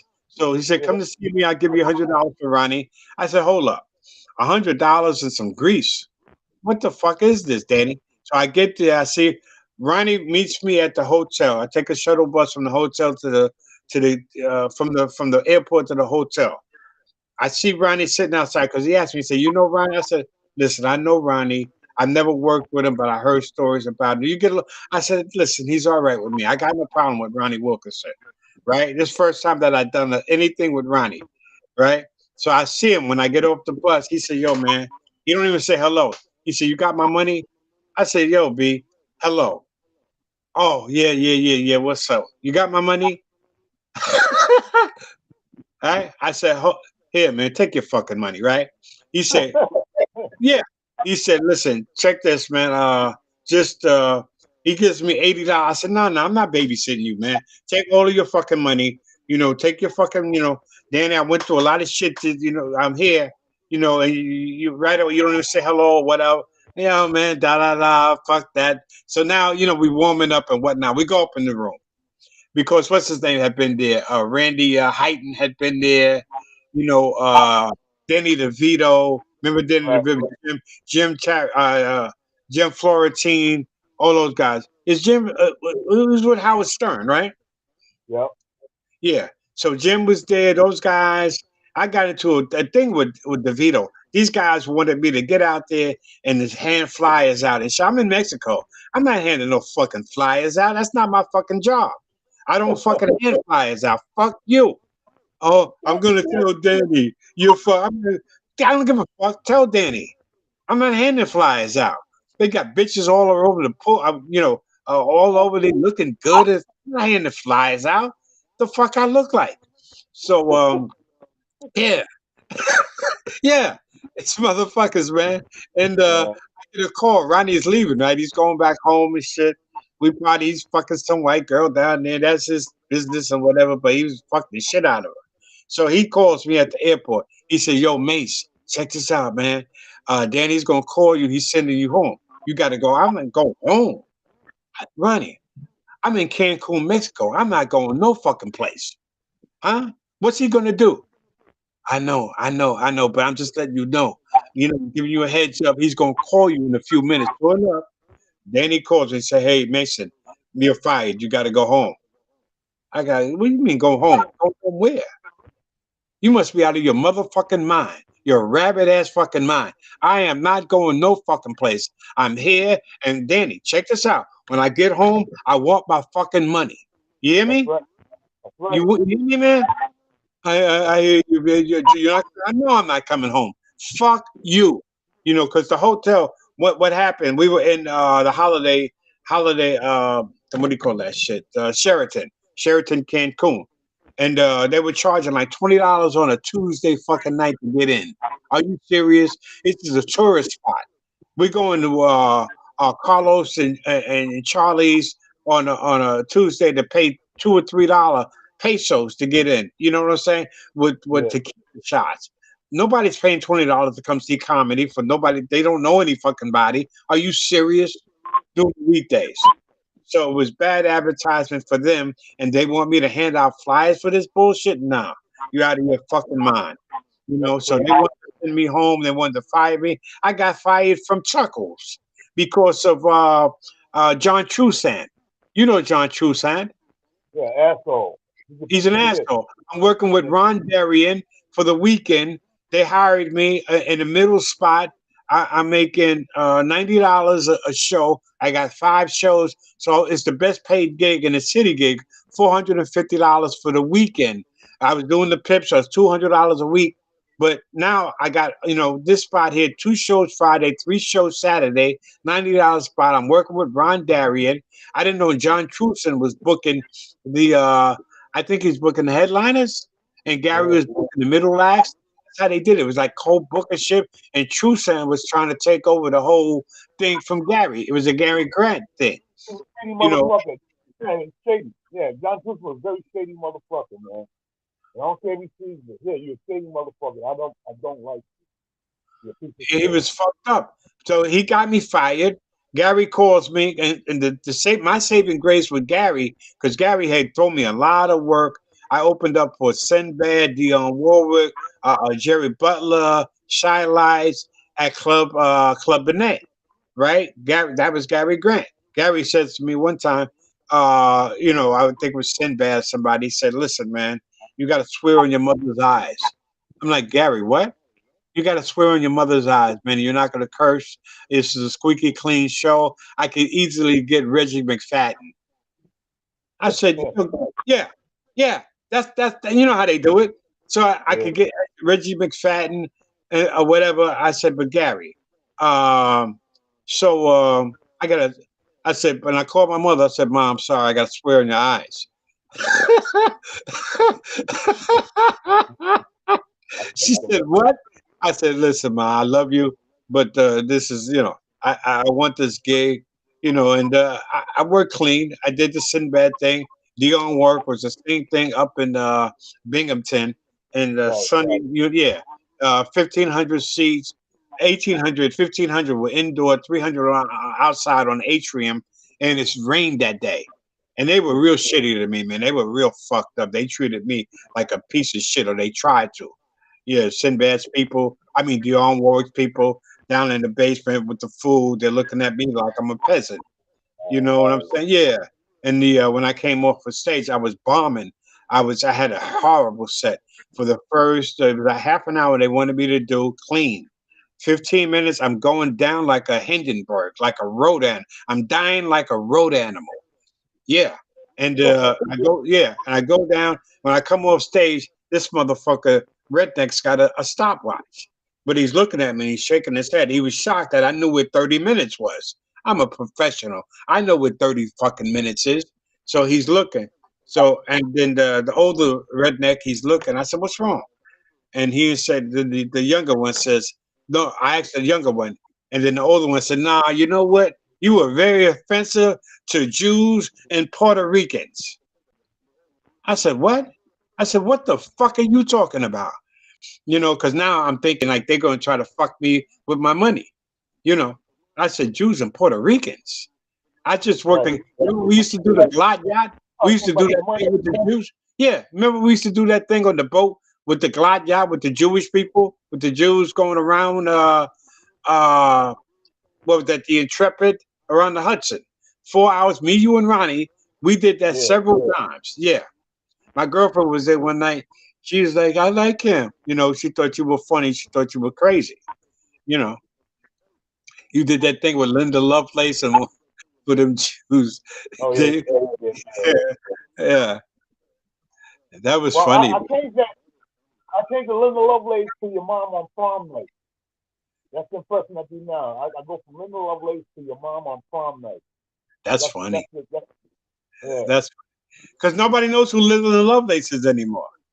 Exactly. Yeah, That's why I switched it over to your mom at prom night. You know. I close with that. You know. But I only do that selected shows because that becomes very messy. But that's funny. you know, people see George, man. We telling all these stories, and me and you do all these stories about the clubs and shit we went through. People have no idea the shit we went through when comedy was in the club stage and everything like that. It's nothing like it is now. You know? Nothing. Absolutely nothing. And you got a bunch of hacks out here now that are Oh, hosting shows, that are doing shows. These are hacks. They're fucking I'm, hacks. No originality, no material. They don't even know what the fuck material is. When I'm you gonna have Woodsy, when you had Ben Creed, when you had Randy Heighton, even Randy Credit Card. Randy yeah, Credit Card, politician now. He was a funny dude. Huh? yeah, yeah, Nancy Redmond. Huh? yeah. Come on, man. We had Hey, G-Man, let me give you a prime example of the shape of comedy right now in the city. A couple of weeks ago, I get an email from a club saying, yeah, we're gonna start seeing comics and everything like that. For specific nights and everything. Comics. You gotta bring 4 people. that's what. Yeah, I know. I know. To bring me shit. To bring Check me. it out. Yeah, it's a This is what scam. it says. It's a gimmick. Yeah, I check know. it out. They said and it said, if you bring more than 4 people, we let you do more time. Plus, we'll make a 50-year act. I said, this is some bullshit. I said, yeah. And meanwhile, you got 4 people that come to your club, spend almost $600 to watch you do 10 minutes, and they're gonna And make you a 50-year. suck. And you fucking suck. And you suck, exactly. Yeah, you know. And this one particular club, I call them up. Said basically, you know, all I'm looking for is a couple of spots a month. A Right. couple of 10-minute spots. I don't mind if you want to see what I'm about. I don't mind coming in And doing a free show, doing an audition. I'm good with that. I'm all right. Right, I don't mind coming in and let you see me do 10 minutes and see what I'm about. But like, and so this club actually emailed me back. Well, if you want to come in and everything like that, you got to bring 4 people with you. I emailed them back. I said, listen, I'm a comic. You saw my credit. I directed you to my YouTube page. I've been a while. I said, when I come into the city, I come to these clubs, like, doing 5, 10-minute guest spots and anything like that, but I'm by myself. When I'm making these clubs, when I'm making the rounds in the city, I'm by myself. I don't have 4 or 5 people with me. And besides that, if I'm gonna have my friends come in to watch me do a set, I'm gonna have them come in to watch me do an hour, not 5 minutes. Right. I'm not gonna waste time waking them up, watch them come to the city, pay parking, and all that shit to watch me do 5 minutes and on some kind of humble, knowing that you would not use me, but you would put my friends on your mailing list. Okay? I've been in this game much too long. I said, listen, I'm just looking for a couple of spots a month. If you could accommodate me, I appreciate that. But I don't have 4 or 5 friends to make rounds with. I feel you. I appreciate it. Thank you very much. Goodbye. That was good. You let them know. You let them know. Yo, Mo, we done we have to do another. What I wanted to do and close it out. That was a great story because that just capsizes exactly what's going on now. You know, Yep. the kind of game that you got to play to try to get some fucking stage time in the city. I love this picture here. Elaborate. That shit is hard. You're going hard. Oh yeah, I did a movie that day. It was like some kind of independent film. That shit is hard. Yeah, you look great there. You look Money. yo. Check this shit. One comedy club, the Broadway Comedy Club in Manhattan. Right. Actually, and they posted $5 gets you 5 minutes. That's every club now that they're doing that. $5, 5 minutes. So the thing is, money. Yeah, you don't have to have an act. You don't have to be funny. You don't have to have an act. You don't have to rehearse. It's all about giving up that for stage time because the audiences now, unfortunately, they don't know what's good and what's bad. Like I say, you got hacks that are running clubs, that are hosting clubs, that are they're bullshit. But the audiences, they don't know. They watch this TikTok bullshit. They're watching all this bad stuff on Instagram. So they don't know like what you look at this, the history of what you came through with the improv or how you deal. That's Keenan there. That's Melvin. That looks like Samuel Jackson, but that's a great comedian, Melvin George, who's a terrific. You know what? Keenan started out. He was a doorman at the improv. He was a doorman. Right. Keenan Ivory Wayans was a doorman. Well, look at Sam Kinison. Sam Kinison was a doorman at the Comedy Store. Now, you talking about cocaine? Kinison was the only guy I ever seen that smoked gram line. Gram line. I know. He was no joke. Right, he's walking around with 3 8-balls in his pocket every fucking night. That's David Keenan, Phil Nee, Anita. Is that what's the name, sister? Stiller. Isn't that Anita Stiller there over here? Yeah. Oh, Amy Stiller. Amy and Ben Stiller. Yeah. Amy's a good friend of mine. Phil Nee was a funny dude. I mean, what was Phil? Was he Korean or Japanese or something? Yeah. Shout out to And Amy Stiller. Amy Stiller's a friend of mine. You know, Phil Lee. Like I got David, David, David was a funny dude, but he was crazy. There wasn't David a little fucking crazy. He was in jail a long time or something. He Oh was yeah, so. yeah, yeah, Chili yeah. Mose told me a story about him.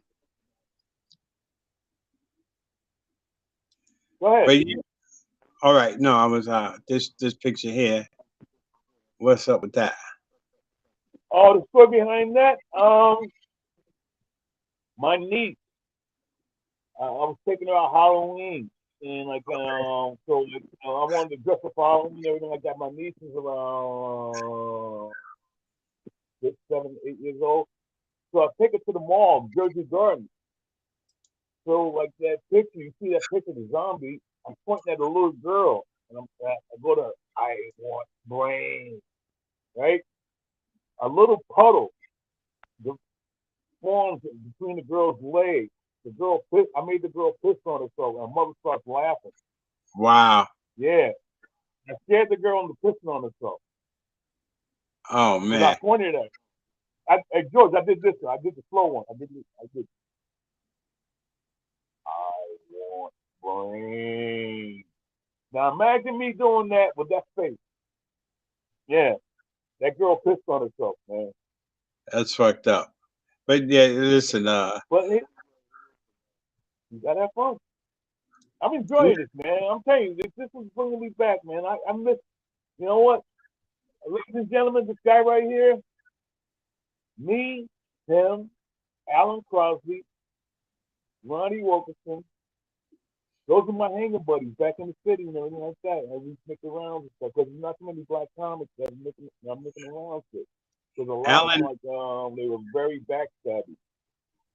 Oh yeah. And, Oh but I trusted George Mason, Ronnie Wilson, Alan Crosby. Those are my cut buddies, because, like, because a lot of black comics around that time, they were stabbing each other in the back. But we looked out for each other. We used to do our set. We used to go to the diner afterwards at the end of the night, and we used to help each other out with our bits and everything. right. Comics don't do that anymore, you know. Nah, But like no. those are my cousins, you know. But I that's didn't like get high as much as George Mason, Alan Crosby. Those guys did crack and heroin. heroin. I Heroin. was smoking weed. Yeah. Crack and heroin. Ronnie Wilkinson, George Mason, and Alan Crosby, they were smoking crack and they shot heroin. I smoked weed, but I didn't judge these guys. But Alan, they were Alan, everybody. Alan and Rick Avilas and Charlie Barnett, they did the heroin, and Charlie was big on Yeah, crack. Charlie used to make buku money in that park, like with Albert Owens and yeah. those cats. And Albert used to try to come into the clubs, and he was funny. Albert, But Albert was funny. yeah, Uh, I liked yeah, Albert Owens. yeah. Um, Albert Owens worked the part. But George, towards the end, when Charlie Barnett was hooked on crack and everything, yeah, Charlie he used to do what we call crack shows. He used to do a show and everything like that, and he used to look into the hat and between doing jokes. And as soon as he saw enough money in the hat for him to get that rock, he would fucking stop that show. He said, "Ladies and gentlemen, show's over. I'll be back in 15 minutes." Yeah, I mean, but you wouldn't see that motherfucker no more. Yeah, right. But see, that's how bad Charlie was towards the he end. had it back. And crack because the Charlie I knew beforehand, Charlie he used to stand up there for hours and watch their part. He didn't give And a rock. fuck, man, like the fuck, right?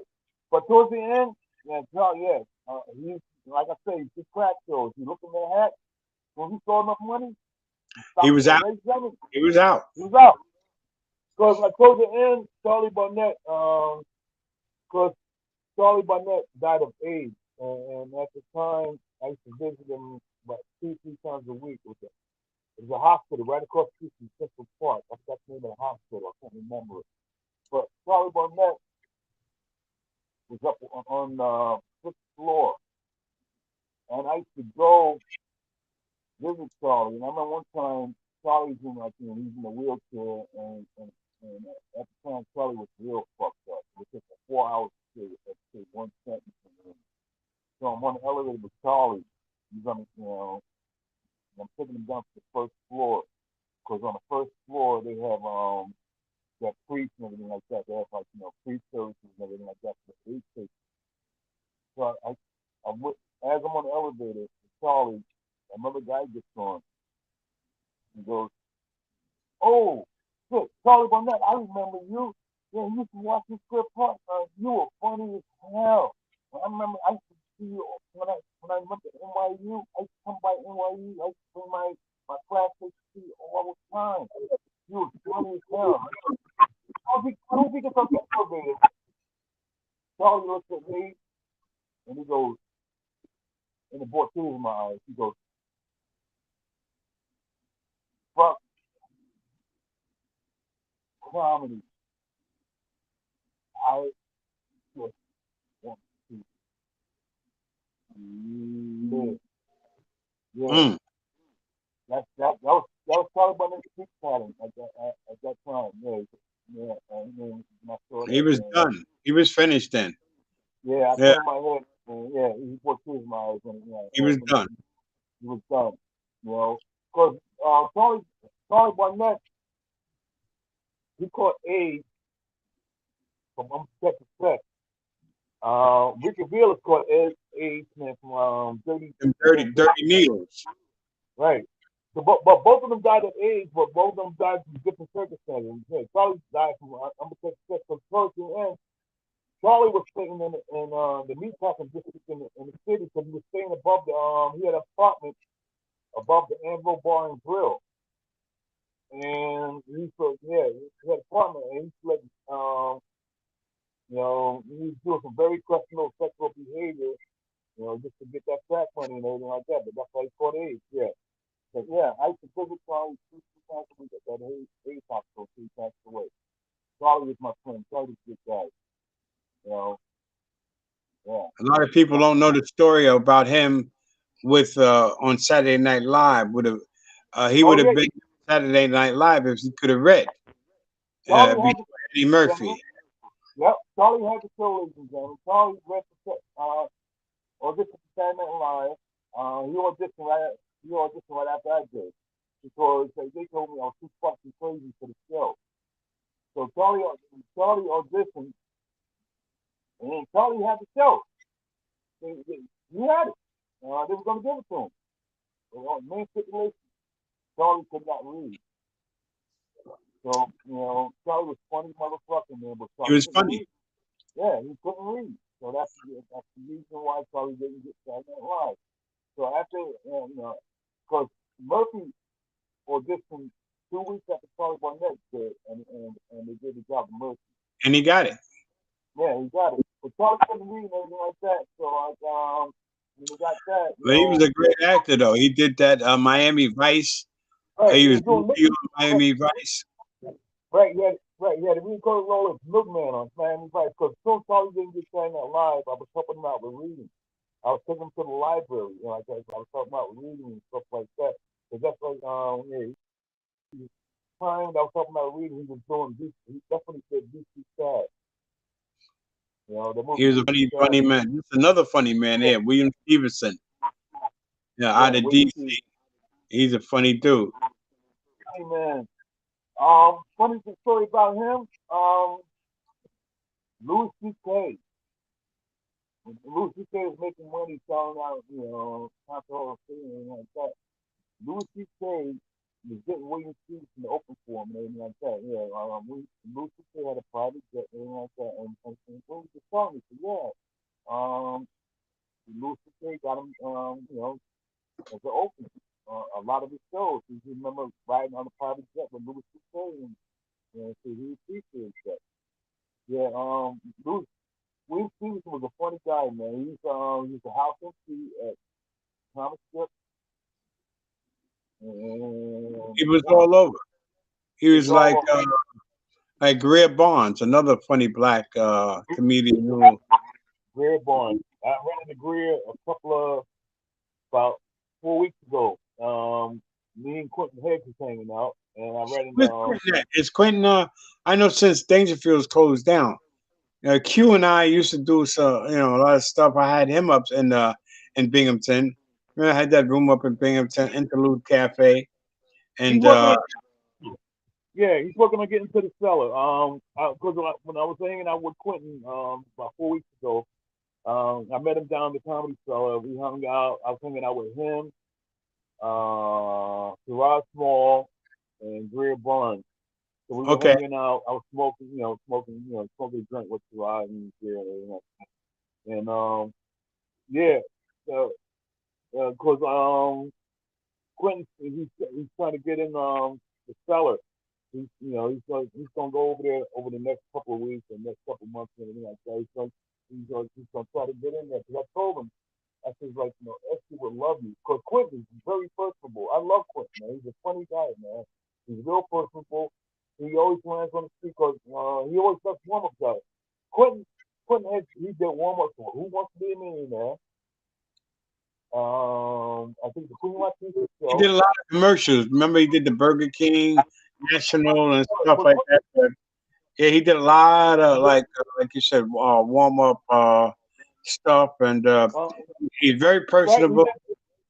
did. They Yeah, used to be, a lot of people were like he reminds me of Eddie Murphy because first time I seen Q was at Pips. He was at Pips. yeah, He rocked it. He killed. I mean, he lit it up. Did that Jerry Lewis thing. His act, yeah, but yeah. he He's was very a very, very funny guy. Yeah, very funny guy, man. Yeah, cause he was doing almost a tough crowd with Colin Quinn. He was doing almost to that show. And Who Wants to Be a Millionaire? I remember he writing me down when he's doing almost to that show and introduced me to Kim Fields, Tootie, you know, Right. and he was going to store for he goes to Kim, I'm going to go. You could go to Popeyes. So I'm going to. And Kim. And one thing about Kim, she's very down to earth. And he goes, "You go to Popeyes? Yeah, pick me up pick me up like a 3 piece and everything like that." And she was eating like with me and Quentin and everything like that. And like we were talking about factor life and everything. Yeah. Kim Fields is very down to earth, man. Trudy, yes, she's very, very, very principled. But the thing with Quentin brings that out of everybody because Quentin. Quentin's a very nice person. He's very personable. You know? I know I did a gig in Pennsylvania and some resort, and he was there. He wasn't working. He was with I forget the Asian dude that was with. He was traveling and stuff. I Anthony had I forget the brother's name. The guy he was driving, and Quentin was basically tagging along. Just this particular gig, and the girl I was with, she we getting high together. We hanging out and whatnot, and we did a Yeah. big resort space. After the show, the place turned into dancing and everything, and this white girl comes up to my girl, and she starts kissing on her, and yeah, they were on the dance floor freaking out. So we took it to the hotel to the room, and I had with her husband, right, with the girl's husband who was black, and so we Right. having we having some menage couple shit or whatever, and we got You beer mother. and some liquor, yeah. And Quentin Quentin knocks on the door. He said, "Yo, Mace, you need to keep it down, man. You need to chill out." I'm like, "What are you talking about, man? I'm having fun here." All right, Q. Just close the door on him. Yo, Yeah. man, what the fuck is you trying to say to me? You know what I'm saying? But the girl, That's the girl, I couldn't fuck her, man. I couldn't. My dick wouldn't get hard, and yeah, it was a noodle. But she's sucking, and the guy is fucking my girl. He's fucking my girl. I can't fuck his girl. And she called this girl. This girl calls me right after this fiasco jumps off. Right, I'm drunk. I'm high. I can't function. She calls me. She says, Can I ask you something?" I'm like, "Well, yeah. What's up? Um, are you and your girl? Did y'all get tested? Are y'all clean?" I'm like, "What the fuck are you talking about? Huh? You should have asked that shit the night that we were hanging out." You calling Yeah. me to ask, am I burning or am I fucking, do I have a disease? Bitch, you out of your fucking mind. Fuck you and your husband, your man, or whatever. Fuck you. Yeah, hang up. That's, that's, What kind of shit is that, Mo? What kind of shit is that? But that's yeah, it what I'm was saying. just one of those. This is specific. I'm saying, ladies and gentlemen, this is the shit that we go through. I mean, George has his main stories. I have a main stories and everything like that. Man, but Vicky, like around that time, see, you talking around the time around the disco days, where they had the clubs, the Magic, and Studio 54. That's when pussy was plentiful. You know, I mean, you had to worry about no fucking AIDS and all that shit. The only thing None you of had to that. worry about, for clap or some fucking chlamydia. And that was it. You remember that club across the street from 54, Triple N, with Jerry, Yeah, the G O singer? T. Remember Yeah, Jerry? I like Jerry. He was good. He was personable. He was gay. But that was his preference. I can't knock him on that. yeah, But the Jerry triple, Sheldon, right? yeah. Remember the triple N? Hell EO yeah, Triple. Yeah, yeah, yeah. And that was a tough room, man, because 11:45 at night, and cops used to come in, and that was like right around the yep. I remember that shit. corner was the precinct. We had all them off-duty cops in the Newark. What was that trip? Terminal D. That was a tough room. Terminal D. That was a tough spot. Hell You know, a heckler's room. If you got to laugh there, you can. Terry Hodges, man. You know this dude. He brings me up. He gives me that. He flubs my introduction, but he just opened up for Bill Cosby. He was with George Bush, some bullshit. And I said yeah. after I came down, I said, "Yo, man, don't ever bring me up like that again." I said, "What the fuck is wrong with you, man? You know what kind of shit?" Like Garfield Brimley. I know Garfield. We lived in the same Garfield. building. Garfield. We Yeah. lived in the same building in Queens. We did a Yeah. gig in Baldwin somewhere. You remember Nakasaki's? Remember that room? All Oh black yeah. room. Yeah. Yeah. It's bullshit room. You know what I'm saying? But it was a black room, and it was tough enough. And then you're gonna bring me up. You know the introduction you give me, and the next guy I'm bringing out, he's from Queens. Kind of fucking introduction is that? I'm from Sounds Queens. And it's a what? hell room. It's a tough fucking room. Come on, man. But and then I got into his ass. He's driving. Oh no, who's driving? He had his boy from Florida. The guy's telling me about Sinbad. He said, I introduced Sinbad to the game. Sinbad really fucked me over. He didn't look out for me. I'm in the comedy store. I'm standing outside. Sinbad gets out of a limousine, and I'm like, "Oh, yo, what's up, bad man?" This guy. He's allegedly he introduced Sinbad to the game.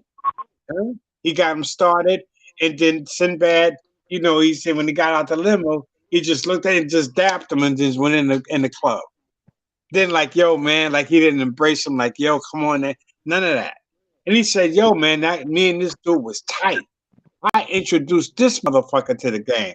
And I couldn't believe it because, I had already worked with Sinbad and, they seemed to be all right. His brothers and sisters were managing him and whatnot. And they were, I did 3 shows for him and with him, at the Palace Theater in New Haven, at the Paramount Theater in Springfield, Mass, and at the Yeah. Big Church in upstate New York, 4,000 seats. And George Right. Carlin was coming in a week after we were there. So I thought Sinbad was a stand-up guy. But this brother, I forget the brother's name. I wish I remembered it. But yeah, Garfield, he was tight. He was with him, and I know him. I know him as Artie.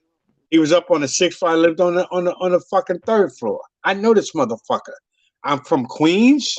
What kind of introduction is that? And I had credits in. How dare you? So I lit him up. I lit Terry Hodges up. And you know what? These guys, man, like you said, there's no camaraderie. Like you said, with the black comedians.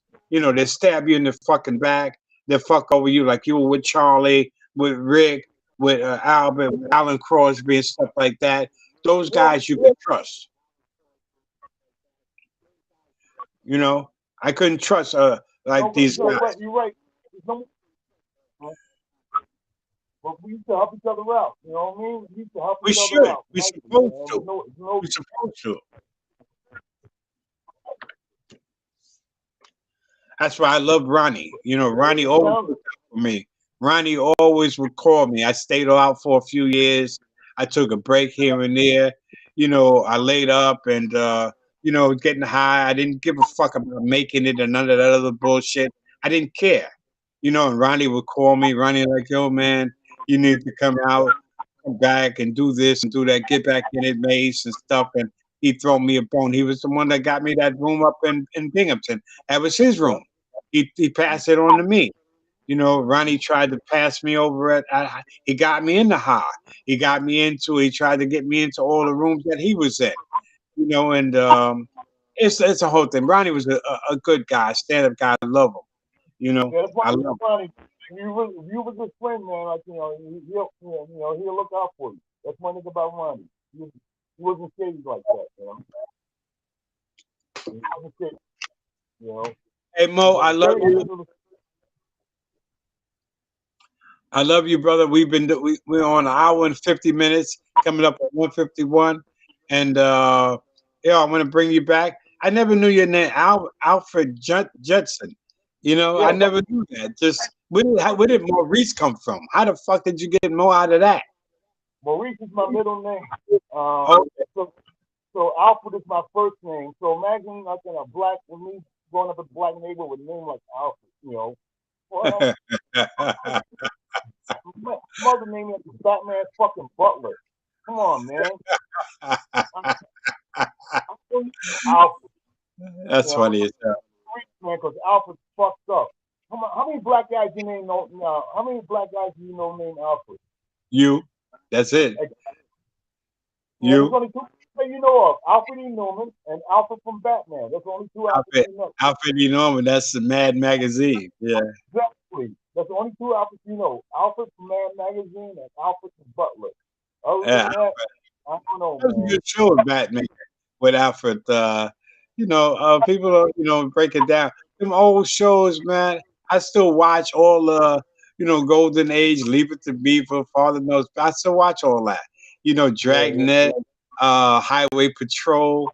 You know, Dragnet, man, was truth. That shit was like so authentic, man. Jack Webb, Harry, those guys, Harry Morgan, man, shit. You know, those were classics. The the G. writing, uh Yeah. huh. You want to look at a real, and you don't look at that fucked up show. After you get off with me, I want you to go to YouTube and type in the information box, The Kings of Pain. The Kings of Pain. What that show is, a long time ago, this guy, Helmet, got that guy's last name. He wrote a book called The Art of the Sting. The whole book is him going around to different gardens and backyards, he tests insect bites from scale of 1 to 10.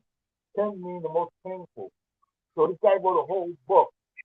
So from this book, he determined that the most painful insect bite on a scale of 10 is from a fire ant.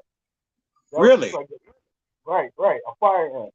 That was his gauge as the most painful bite. Now, fast forward, these two white guys that's willing to take this theory a step further. So instead of insects, these guys were going around the country and just let like lizards, tarantulas, snakes bite on them. You actually see these motherfuckers biting on them, and they gauge the bite for pain, duration, Say that again. and What is it? Rate the pain. it's called the Kings of Pain. Okay. KIGS, Kings of Pain. Now, I tell you what, I'll tell you good. These motherfuckers, they go all around and just let shit bite on them. And Are they they crazy? gauge, Motherfuckers is crazy. They sick. why Something do wrong. yeah, they gauge the bite. Like a tarantula, fucking lizard. Yeah, I mean, it's just Check fucked up that out. stuff. Yeah. See, I like stuff like that. I'm interested in stuff like that. I'm Yeah, the I'm show. I'm, I'm weird, Yeah, like you know. yeah, the show's off the air now, but I think it went 2 seasons. But when it first came out, I was glued every fucking week because every week they go around look for shit to bite on them. Wow. I'm telling you, that's the whole shit. Yeah, that's the whole fucking show. You won't believe it, man. I'm gonna check it It's out. called The Kings of Pain. Kings Yeah. of Pain. So Mo, how do you want to leave this? What do Uh, you want my fans? What do you want the viewers to know about you, where they can reach you, and what's going on? And we got to do this again because we only scratched the surface, man. We didn't really yeah. we touched on a few things, but you know, I'm available everywhere. Like you see me. You know, be on YouTube. Currently I'm in the city working out a whole new hour. That's okay, what I'm working on now. okay. You know, right now I'm gonna leave you with a Red Fox joke. Red Fox is one of my idols. Red Fox. All right. So this guy is at the gate to heaven. I'm gonna do the Red Fox voice. Guy is at the gate to heaven. So he's standing with the gatekeeper. The gatekeeper says, "Why are you here? You're not scheduled to be here for another 10, 15 years." The guy goes, "Well, I'm here because of a sinus problem." It means sinus problem. The guy goes, "No, sinus problem. I was coming out of the hotel with this bitch and her husband's sinus."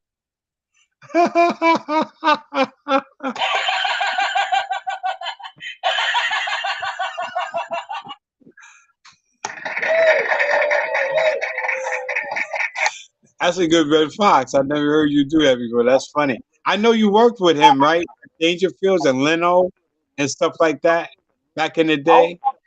yeah, oh, That's what's up, man. I love you, Mo. I appreciate you. I thank you, and we'll have you on again, man. If you want to come back on, I love to anytime, to chop it up, man. Again. anytime. All right. Thank All you, right, I'm Mo. leaving with another one. All Hey, right. G, I'm gonna leave you with another Red Fox. A lady inside the hospital on a deathbed. It's called her husband over. He goes, "Honey, before I die, I gotta be nice with you. For the past couple of months, I haven't been safe. I've been cheating on you." Husband goes, "Yeah, I know. That's why I poisoned your ass."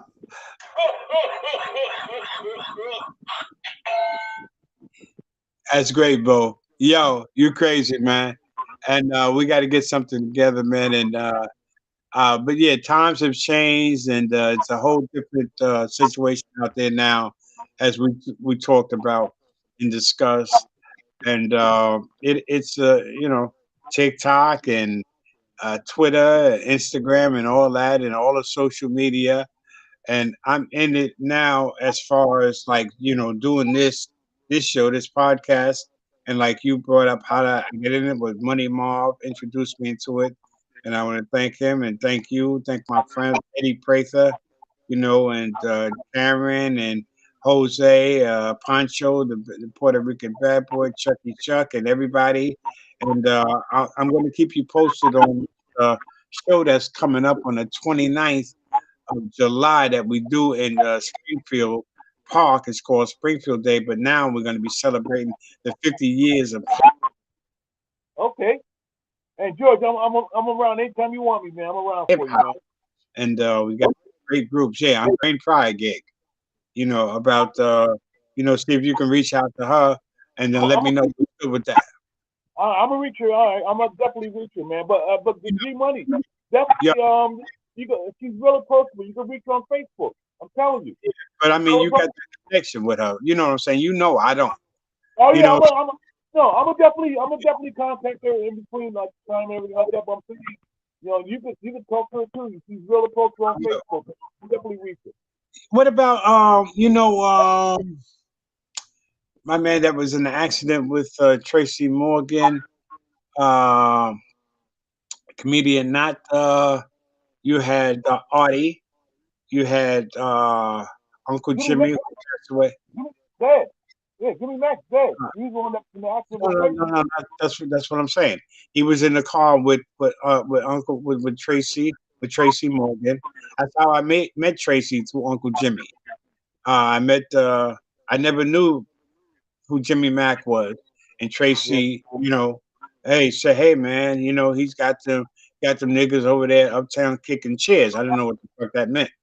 I yeah, had Gary Grant gave me uh Chuckles, to do the Def Jam, the Def right. Jam night.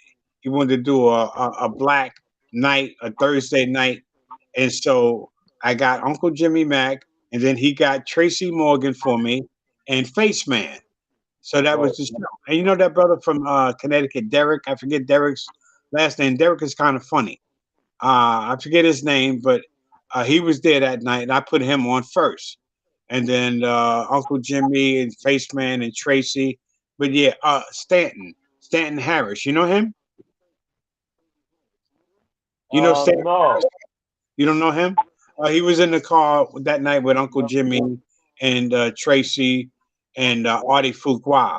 But yeah, I befriended him not too long ago, and I wanted to approach him, and I think I will because you were saying Rain Pryor is approachable, so maybe I'll do it that way as well. I'll tell her I know Okay. you, but give her a call as well. Let her know I'm going to be reaching out to her. I appreciate it, Mo. Definitely, I would contact her tomorrow. By the way, it's not a definitely. I would Let definitely me know, contact man. her tomorrow. But you and I All right, talk next. definitely, I, I, man. I appreciate you, Moon. Thank you. I Maurice, appreciate you, and let me know when you want to come over. Man. You know, I got some good weed, man. Let me know when you want to come over and you smoke. know, I got I that don't good fuck weed. with I don't fuck with weed. You know that. That weed got me, I get stuck on that weed. I get you Yep. know, yeah, I like weed, but I used to eat that shit. I used to get that good shit from uptown in the Bronx shit and start eating that shit. I was so high one night, I'm sniffing my cocaine and smoking crack, base and eating and chewing weed and eating weed. I had never been this high in my life. I was so fucked up that I just didn't. I'm thought that I had died, and this was where I was in here. This was I was doomed to this, and I was just bugging, man. That weed had me fucked up. I didn't know if it was a crack high or a weed high. I used to Man, they got some smoke, shit out here I now, used to man. They smoke got some strong blunts. shit out here now. They got some strong. I used to smoke the blunts with the girls, and we would put the crack in the in the woolers and the weed and the cigars, and she rolling it up, and I'm smoking that shit like it's a cigarette, and I'm hitting the crack pipe, and I got weed in the pipe along with my crack. Yo, man, I was out of it, bruh. I was out of it. Yeah. But thank God, man, I came back, by the grace of God. And we got tons of stories, man. Like I said, we only scratched the surface. And I That's right. love for you to come back and kick it like with Chili and with Doc. Me and Doc did like 2 hours, and Chili, Chili's crazy. You know that, Chili Mo. You said T was crazy, Yeah, and yeah. them two together, man. Shit. Mm. I never met T. I, I wouldn't mind coming back over with Philly. I wouldn't mind that. You want to come with I'm gonna come. Chili? I try to call him up. Yeah, I wouldn't mind Call coming Chili. over with Let him Philly. know. Yeah, that'll be funny. That'll be good. All right. Let me know. We'll set that up. Yeah, that. I All right, definitely set that up. all I right, Mo. definitely Let's set set that that up. All right, brother. God bless you, my man. up. I love Maurice, you, man. I love you.